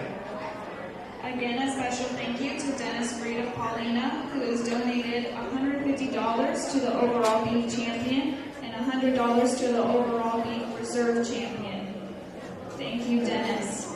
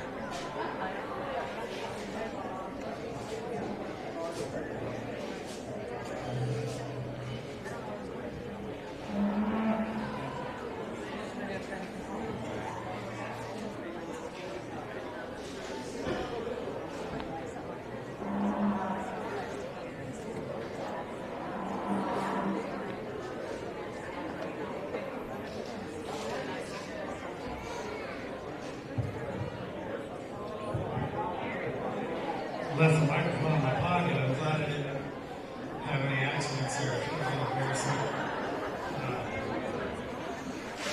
When we get to, I got the cart a little bit ahead of the horse. I forgot we had to stack the market heifer back up against the steer. And when you get them out here and compare the two, it gets very, very close. And when you compare the two animals, the heifer is weighing 1255, 1260, somewhere in there. Steer's weighing 1430, 40, I think she said. So there's a decided difference in weight of these two animals, and that makes it a little bit hard to compare. Both of them are incredibly good quality. They're both sound. They're both show animals. They're both stout and square. There's no doubt about that. But when you get to comparing them, and when they're both this good, you gotta start doing some nitpicking. And where I would fault one of them, the other one excels. And that's when you get your hands on them in terms of freshness today. That market heifer right in behind her shoulder is square. She's fresher. She's more 12 o'clock. I love this gray steer. He's past his prime. You can see it from the bleachers right in behind his shoulders. He's one that gets stale and washed out. It's a really high quality individual. That market heifer, my job is to pick the best one. That market heifer is just flat better. She's going to have to be our champion market heifer.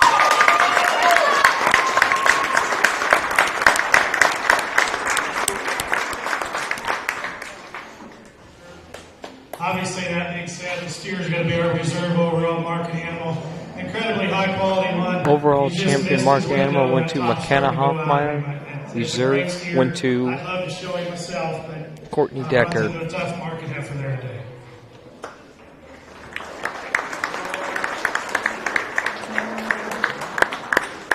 Overall champion market individual went to McKenna Hoffmeyer. Reserve champion market individual, Courtney Decker. Congratulations.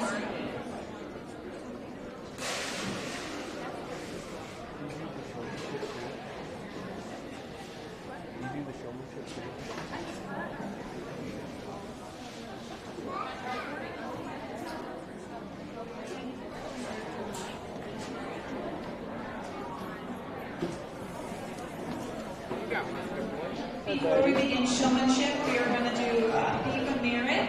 There are programs down here by the stands if you're welcome. Showmanship yet?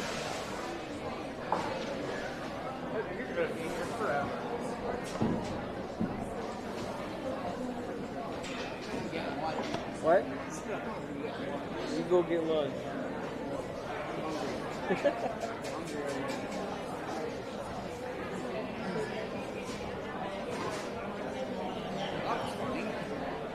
What? Before we do this, they're bringing the animals in here for the Beef of Merit. I was asked to visit just a little bit about North Carolina.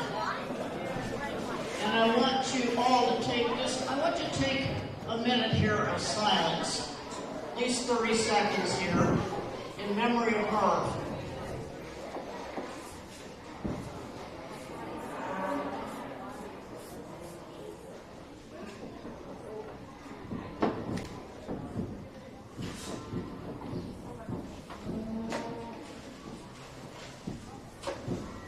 Okay, I want to thank you.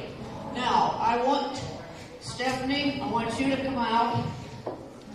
They asked me to visit just a little bit about Merv, and I believe that maybe we have something to give you in recognition. But before we do that, is Clint here? Have Clint come too. While she's doing this, while she's running down her other path, I do want to visit just a little bit about Merv. It was my honor to work with him, started in 1993. And I think you can't find a person that was any more committed to 4-H'ers and to the beef industry. And Alexis, glad to see you here too. We just said, Stephanie occupied you, Clint.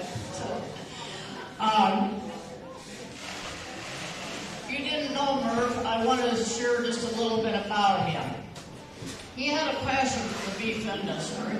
He served as the O'Brien County Cattlemen's president. He wanted to make sure that the 4-H'ers and the people were taken care of good in terms of representing the beef industry. And he's responsible why you have a booth over there with beef producers that are serving beef sandwiches, pie, and other refreshments. But I think more than his passion for the beef industry, it was his passion for 4-H'ers.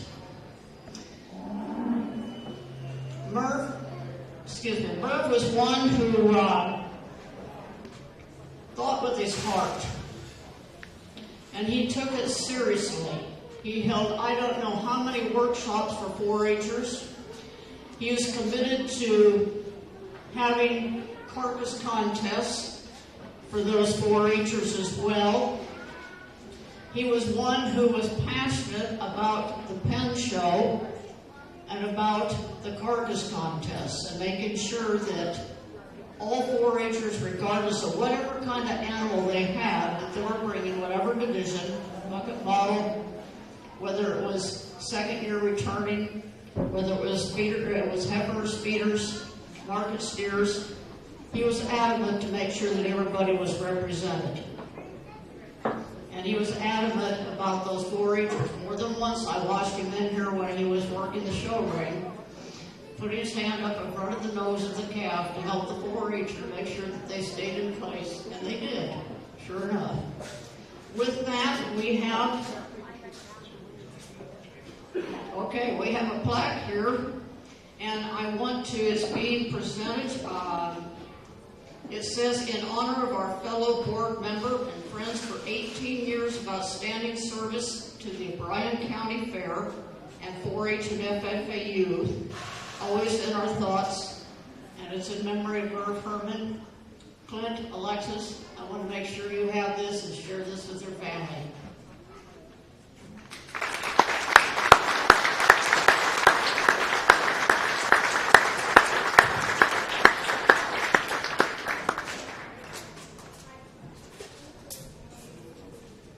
With that, let's bring on your ultrasound beef of merit. And I want to congratulate the judge, because you did a very, very good job today in terms of talking Carcass. And you hit them. I had the results to see how they scanned. We had scanned these cattle earlier this week, looking at them. We're going to bring in your top 10 and get them in here. While they're coming, I want to talk though about the overall results.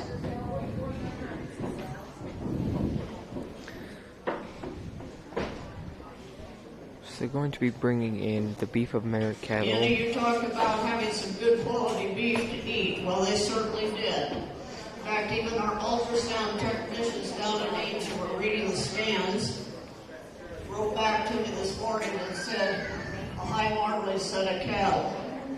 Overall, our quality grade went average choice, but they also went in with a yield grade overall of 3.07. If you just want to pull in line here for a minute,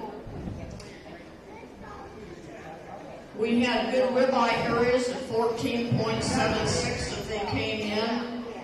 We had terrific gains. Overall, the gains on these cattle were 3.14, and I'd like to have all of you just pull in side by side.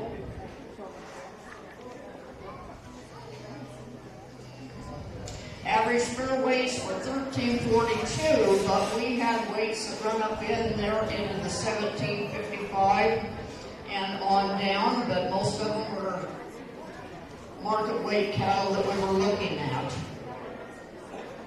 And when we get all 10 in here,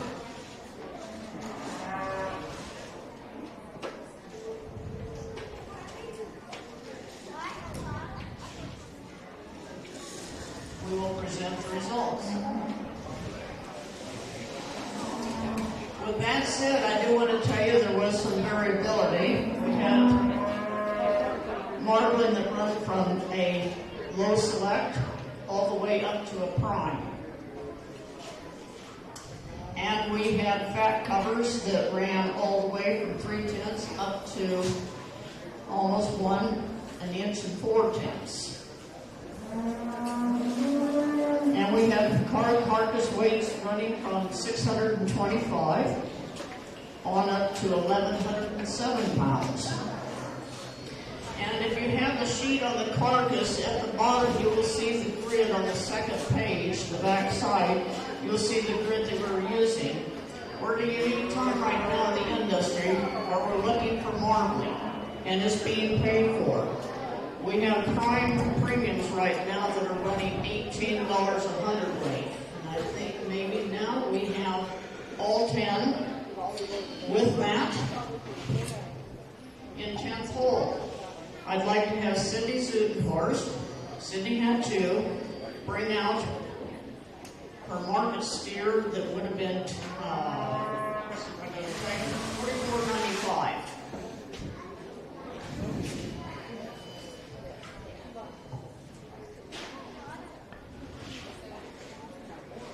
Okay, and while she's coming, the top 10 all went 3.5 on up, and that's one of the things that's important on this game. Is looking at gain, looking at carcass. Are they going to grade in terms of quality grade, and how are they going to do in terms of cutability? You heard your judge talk about that. Cindy, what you got into 10th hole, you had a gain of 3.68. This steer went average choice. Very good, respectable numbers on him, and a yield grade in the 3s. In 9th hole, we had Drew Whitrock, the tag, and this was a dairy beef cross steer, 44.83. folks say sometimes they don't know if the dairy steer can cut. Well, this one did. This steer stand in at a prime in terms of his quality grade. He also was a 3.68, but he graded a little higher in terms of his prime, and that's why he's in 9th place today. In 8th place, James Beck with 44.58.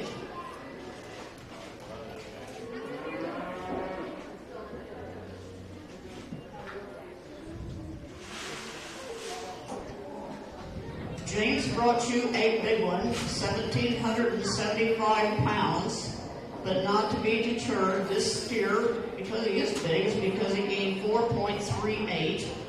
He went a high choice. 7th hole, Willis Cyclica with 44.45.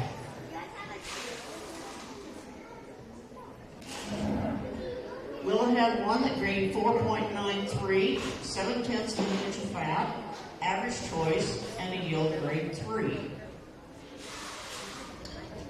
In 6th hole, Caleb Schwartz with 44.47.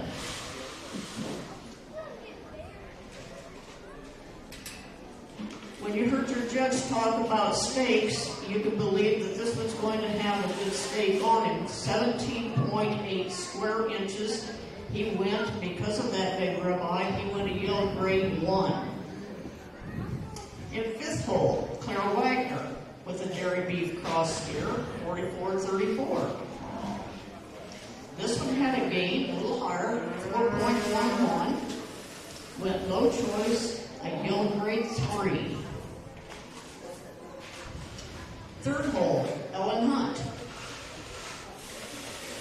Excuse me, 4th hole, Ellen Hunt. Sorry about that. We had a market steer with Ellen Steer. This steer had 18.5 square inches. Went a yield grade 2.07, a low choice. Going to have a nice big ribeye on that plate. And in 3rd place, Cindy Sidmores with another animal. This one 44.93. This animal was up in 3rd hole, gained 4 pounds per day, had a 17.2-inch ribeye on it, and went a yield grade 2. And now, for you two that are champion in reserve today, you both can be real proud. Your judge talked all day about bucket bottle calves and how they would eat really well because they've been on feed a long time. Well, you're to be congratulated for champion in reserve. And I want you now in the crowd, I want you to put your hands together, congratulate all the youths who compete in this contest before we name our champion. In reserve, Jack, you had reserve. And that was with 44.15. Bring that one out. This one gained 3.88. Average choice, a yield grade 2.19. And again, a bucket bottle calf. And your grand champion today is Emma Emma Beck with 44.52. Whopping gain of 4.34. Emma went high choice, yield grade 3. Congratulations to all our exhibitors.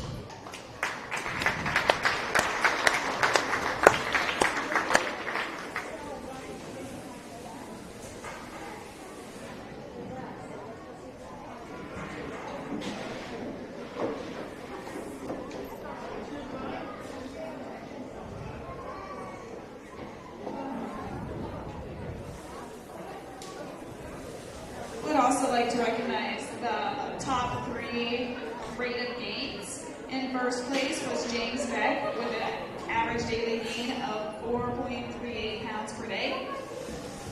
Then 2nd place was Emma Beck with 4.34. And 3rd place was Claire Wagner with 4.11.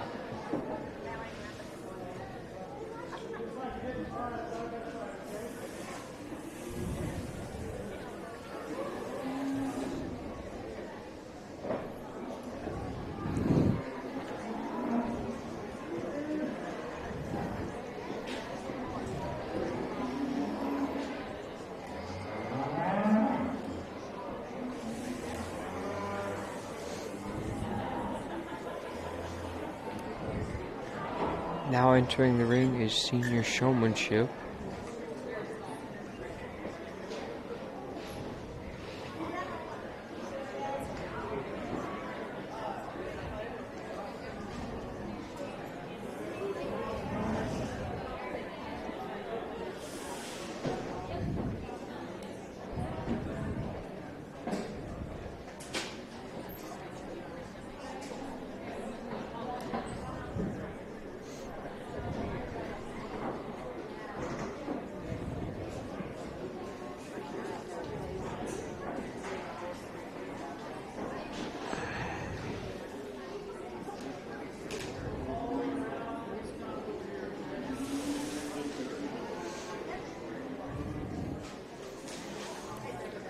In the ring now is our senior showmen.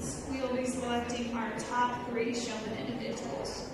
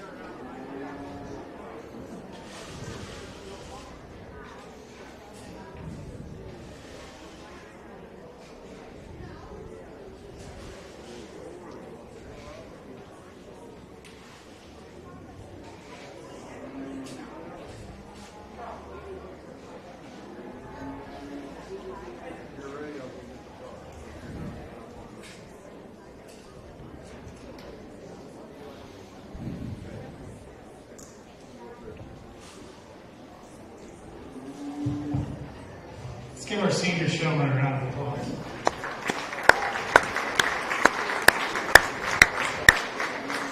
I don't want to ask questions during showmanship. I watch these kids throughout the day, and I kind of evaluate it as I go. That's why I like to have it at the end. The fairs that do it first, I hate that, because sometimes you see this kid that comes in and just smiling ear to ear in showmanship, and then when they get to eat the regular show, they look at you like they're going to murder your family. So I like it at the end, so you kind of watch the kids throughout the day.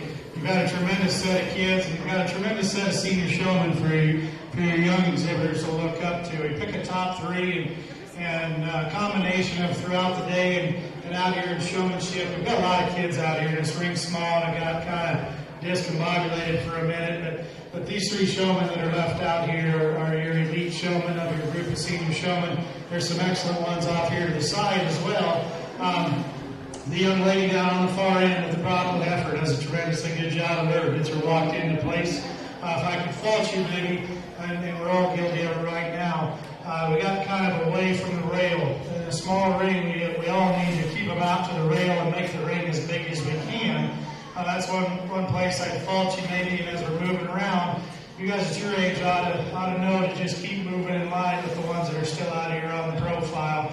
But we did a good job there. Obviously, like I said, you do an excellent job of walking that heifer into place. The young man that's got the black and white heifer does a really good job. His ring presence is good, his body position's good, his posture's good. He's got a lot. He's gotten every inch out of that heifer he can get out of her. Something spooked her over here off to the side just a minute ago, and now she's gotten to want to fight him a little bit, but she's done well all day. The young lady down here with the gray steer. That calf is starting to get tired, and the air went out of her balloon, and she didn't get to go to the show down here, and I understand that. I appreciate that you came back out here. You're probably not as pepped up for it as you could be. I get it. You got a really good steer, and I'm sure you had really high hopes, but you're just one of those unfortunate few that's got a really tough county to show in. Don't hang your head. You've got a good calf. You do an outstanding job of showing. It's been a really good set of showmen all day. With all those things being in mind, I like body posture when kids are showing. I like confidence when you're showing. I like when you walk your calf into place, get turned around 3-4 steps from where you're aiming to stop, back them in, and get them stuck in a natural position. These kids all do a good job of it. And sometimes it's easier to show one when you got a really good calf. They just tend to show themselves off a little more. I know you're not judging the calf, but it does make it easier. It's easy to make a really good one look good. But out here in this showmanship drive, I think there's an individual that has stuck out in terms of body posture and ring awareness, getting that calf's feet stuck right every time. The gray steer kind of wanted to get a little relaxed and get his front feet out and stretch himself. The black and white heifer got out of whack on ring position. The young man with the black and white market heifer or breeding heifer will be our champion senior showman. Gail Notably took senior showmanship. The young lady down on the far end with the Bronco face, that calf had its feet more right throughout the showmanship deal. You got yourself out of position in the ring from time to time, but you'll be reserved. Young lady, you will be reserved. McKenna Hoffmeyer will be reserved.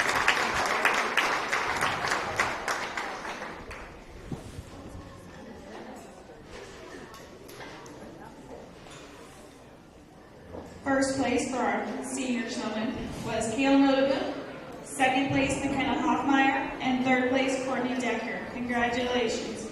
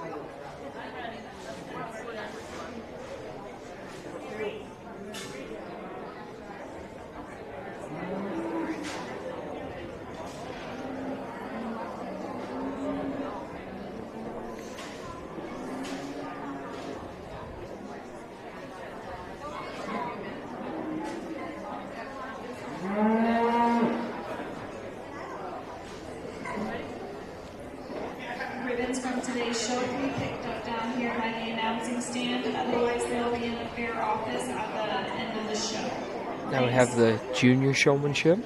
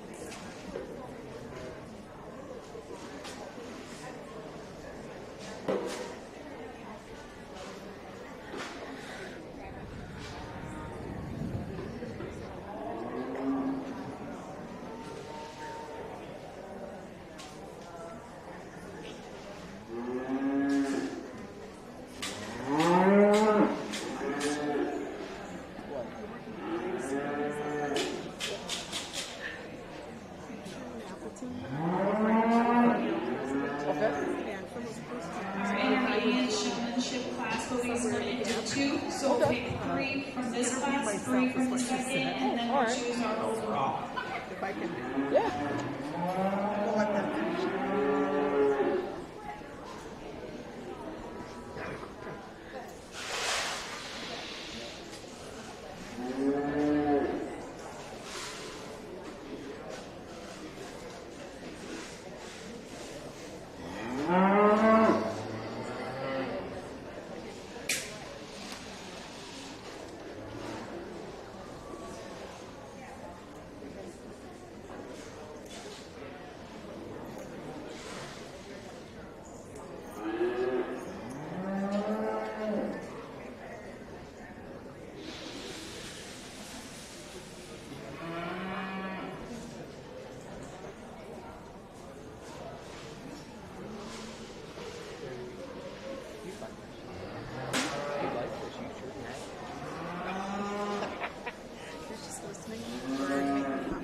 Yeah, that's all.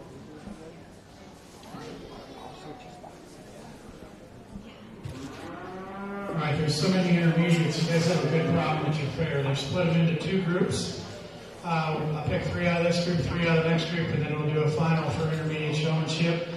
We don't want to stress the animals any more than we have to, so I'm going to pick these 3 that are off here to my right. We'll be coming back for our final heat. Congratulations to the rest of you that came in and participated. I really appreciate it.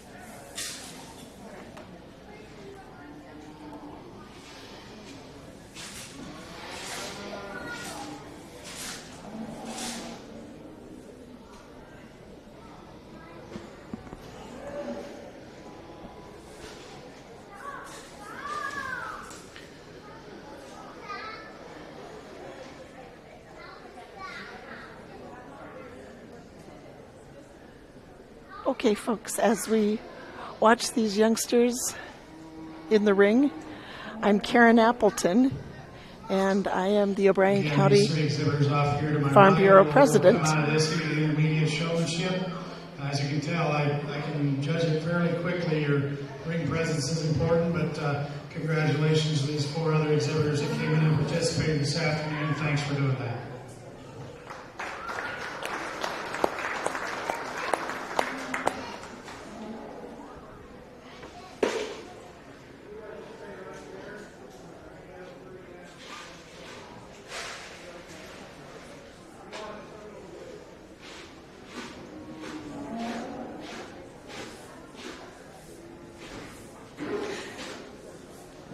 As your O'Brien County Farm Bureau President, I just want to say thank you to all of you for tuning in to the live stream, or later on as you access the recording of these shows.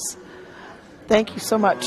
We are very proud and pleased to be able to offer this live stream service each year at the O'Brien County Fair. This is our 3rd year of offering it, and we just say thanks to you for tuning in.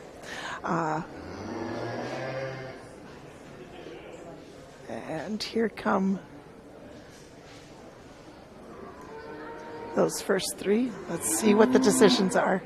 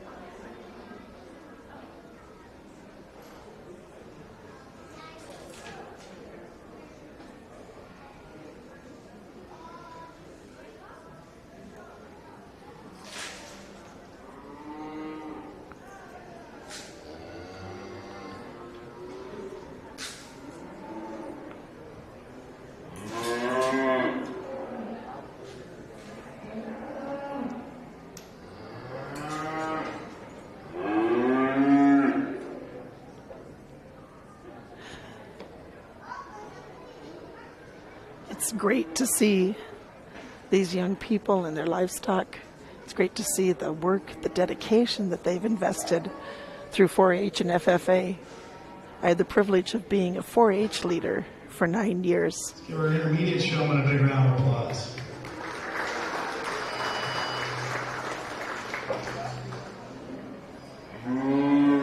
Apparently standing in line. That's fine.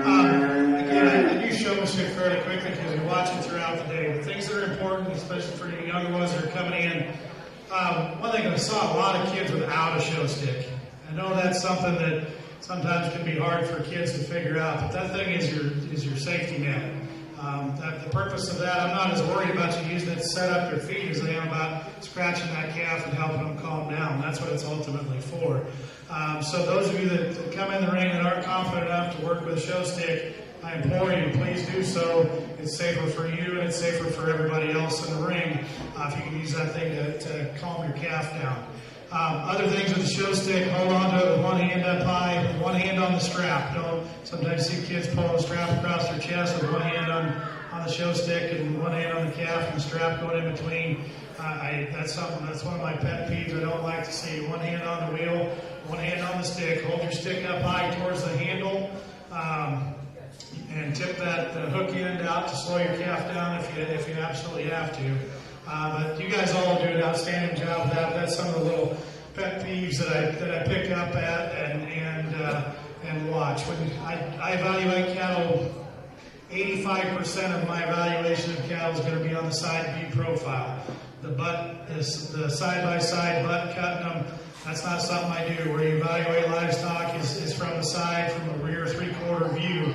When you get them set up on the side, you want to stagger those back legs like most of the exhibitors out here have them staggered. And if you think about it yourself, do you ever stand real square when you're just standing normally?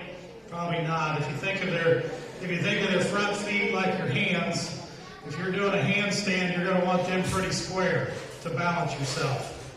But if you think of their back feet like your feet, you're going to offset them. If you're just standing naturally, you very seldom stand with your feet perfectly square. And if you offset them like this red heifer in front of me or a steer over here, it's just more comfortable for them. It's more comfortable for me. I'm morbidly obese and half crippled. If I stand on my feet square, it about kills me. So it helps these cattle be more comfortable. It's more natural to offset those hind legs. Most of y'all do a good job with that. But that's something for the kids to learn. Stagger those back feet with the show side leg just a little bit back. It balances out their hip, but more importantly, it makes that calf comfortable to stand there a while. You set them up perfectly square, they're probably not going to be real comfortable to just stand for an extended period of time. But anyway, when we get back to the showmanship section here, I think there's three that stick out pretty far. The young man with the white heifer down here, his ring presence is excellent. Obviously, he's got some experience. If I critique him today, he's had that heifer's one hind leg, his show side leg, too far back. He's had her stretched just a nickel. That's one thing I'd correct you today. Been a long day. She showed one of the first things, so I'm sure she's getting tired. I understand that. Young lady with this black steer, one thing about him, he wants to toe out on his front end a little bit, and from time to time he'll get his front feet apart. You've got him stuck right now, but for a little bit, he wanted to get his front feet out from underneath himself, and that's partially due to his structure, and he too is getting tired. Young lady with the feeder calf does a really good job. Showing feeder calf is tough. They're never as broke. They don't want to stand just as naturally. And that calf's wanting to kind of tuck up under himself now because it's getting tired. And you're at a disadvantage of that. You're an outstanding showman, though, and you're doing a really good job of that feeder calf. The young lady, this red and white heifer, body position relative to the calf is outstanding. Her posture is great. Her ring presence is great. That heifer never has a foot out of place whenever you see her. That young lady does an outstanding job. She's our champion intermediate show.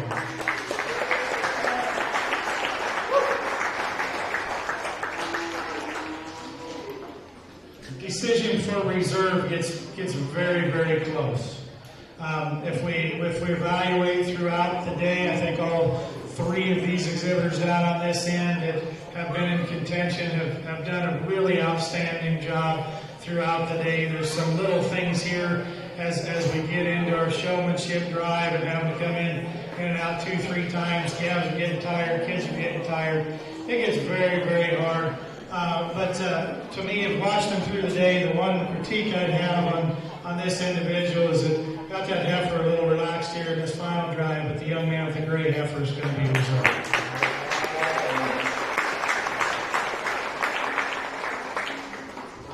Again, that decision was incredibly tough, and as we get down here, we've got a tired steer that's a little too straight, and we've got a feeder calf that just doesn't really care anymore about life, and so the calves aren't wanting to present themselves just the absolute best. The steer's really getting fighting on her. The young lady with the feeder calf's going to be her third overall.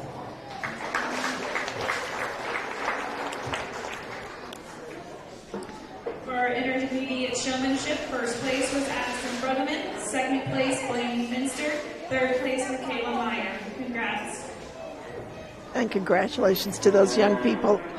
When it comes to fair memories, my best ones of the O'Brien County Fair are all caught up with 4-H, having been the leader, having had my kids involved, and it's a great time for kids to be learning. One of those memories that I have is there was the livestock judging contest that they had for 4-Hers, and my daughters, who never raised livestock, had the best time learning and judging. And in one case, one year, our non-livestock daughter actually won the livestock judging contest. So it's a great time for kids to be learning.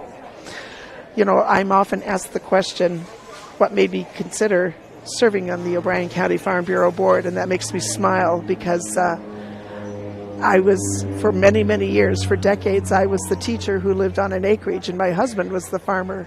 But what I have learned is that I'm a part of the farming operation too. And in my other profession as a teacher, I knew it was important to be a part of my professional organization, and that's exactly what Farm Bureau is. It's a professional organization for agriculture. It's an organization that advocates for agriculture, and I wanted to be a part of that. And so for the past 7 years, I've been on the board, and I'm in the middle of my first year as president for the O'Brien County Farm Bureau. And it's been a privilege. It's challenged me. And I would offer up that because we have 15 seats on the board for O'Brien County, that there are folks out there watching and hopefully listening and could maybe volunteer some of their time. We have a number of open seats yet on the board. And so I would urge you that if you are interested in serving agriculture and learning more about ag and supporting our endeavors, give Phyllis Postman a call at the O'Brien County Farm Bureau office and say, I want to serve on the board. I think we could probably find a place for you. One of the things that I hope that we'll be able to do as a board is later on in the year, we'd like to have an appreciation event with folks who are involved in agriculture, be it agribusiness or farming itself. And we'd just like to show our appreciation to the folks who are members of Farm Bureau. And if you're not a member of Farm Bureau, I'd ask you to give it some consideration. There are a lot of benefits from joining Farm Bureau. And you help yourself by being a member of Farm Bureau in terms of supporting the advocacy, whether it's in the state legislature or the federal legislature, or just in communication with the other commodity groups and trade organizations. And you also help your neighbor who is involved in agriculture. You also set yourself up for the benefits of insurance with Farm Bureau Financial Services. So there's a lot to be gained for a simple $45 annual membership. And I would strongly encourage you, if you haven't joined Farm Bureau, check it out and give it some consideration. Thanks again for choosing to watch the O'Brien County Fair, the livestock shows, and thanks for supporting Farm Bureau.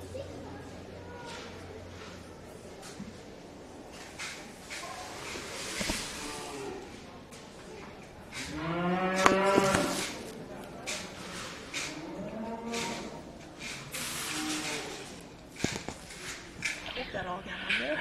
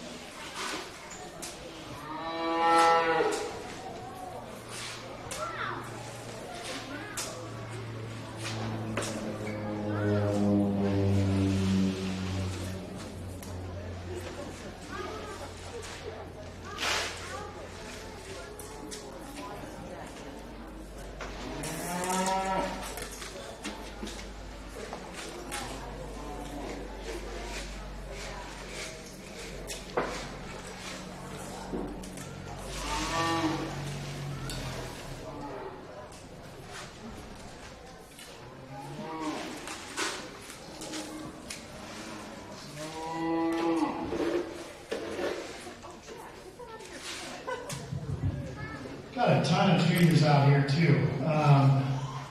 And again, I watched throughout the day. I hope all you kids have fun. We're going to talk a little bit about showmanship amongst you. We're starting to get a little wonky down here in the line, but that's okay.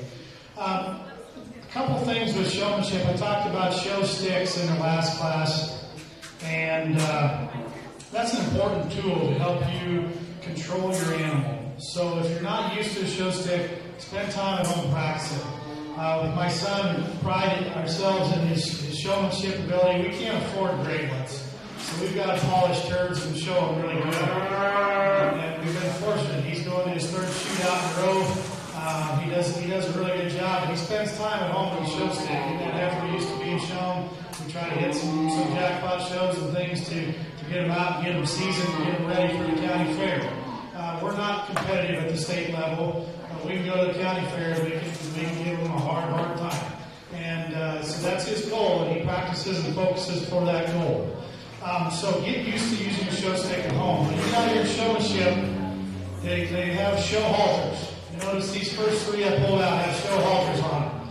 I know not everybody has one, but you've got a lot of older kids that are graduating. They probably got 3 or 4 of them laying in a show box somewhere that just dry rot in the way. You as older families that have retired, help some of these young kids out by giving them your show halter. If you're done with it, find one, because that show halter is a presentation piece, but it's also a control piece, but more importantly, it's a safety piece.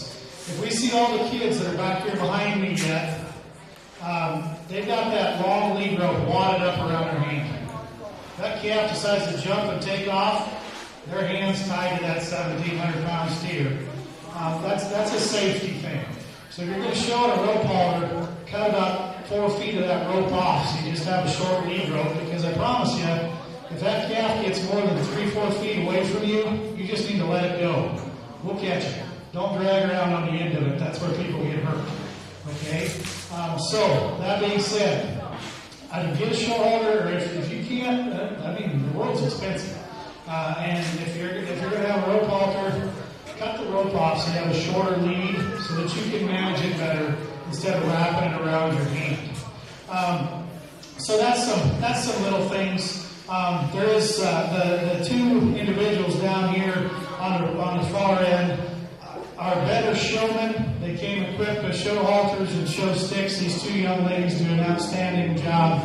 I knew I was going to talk about show halters. This young lady has some room to grow in terms of her ability to set and present her calf, but she was equipped right and came in here and presented the calf to the best of her abilities. I think there's an individual that stuck out to me right away, and I pulled her right away. The young lady was Black Calves, our champion junior showman.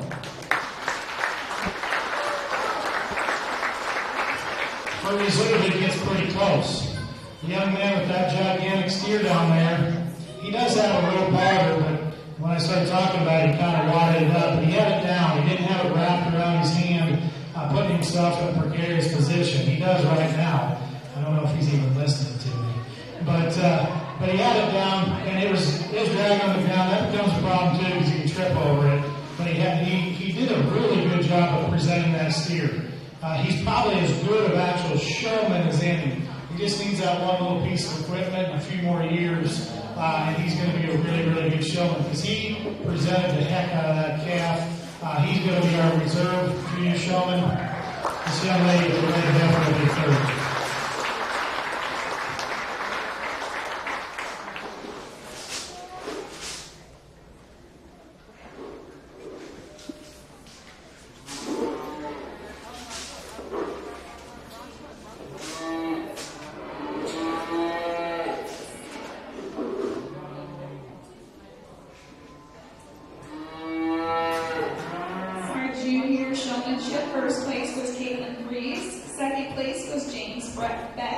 And third place was Katie Burns.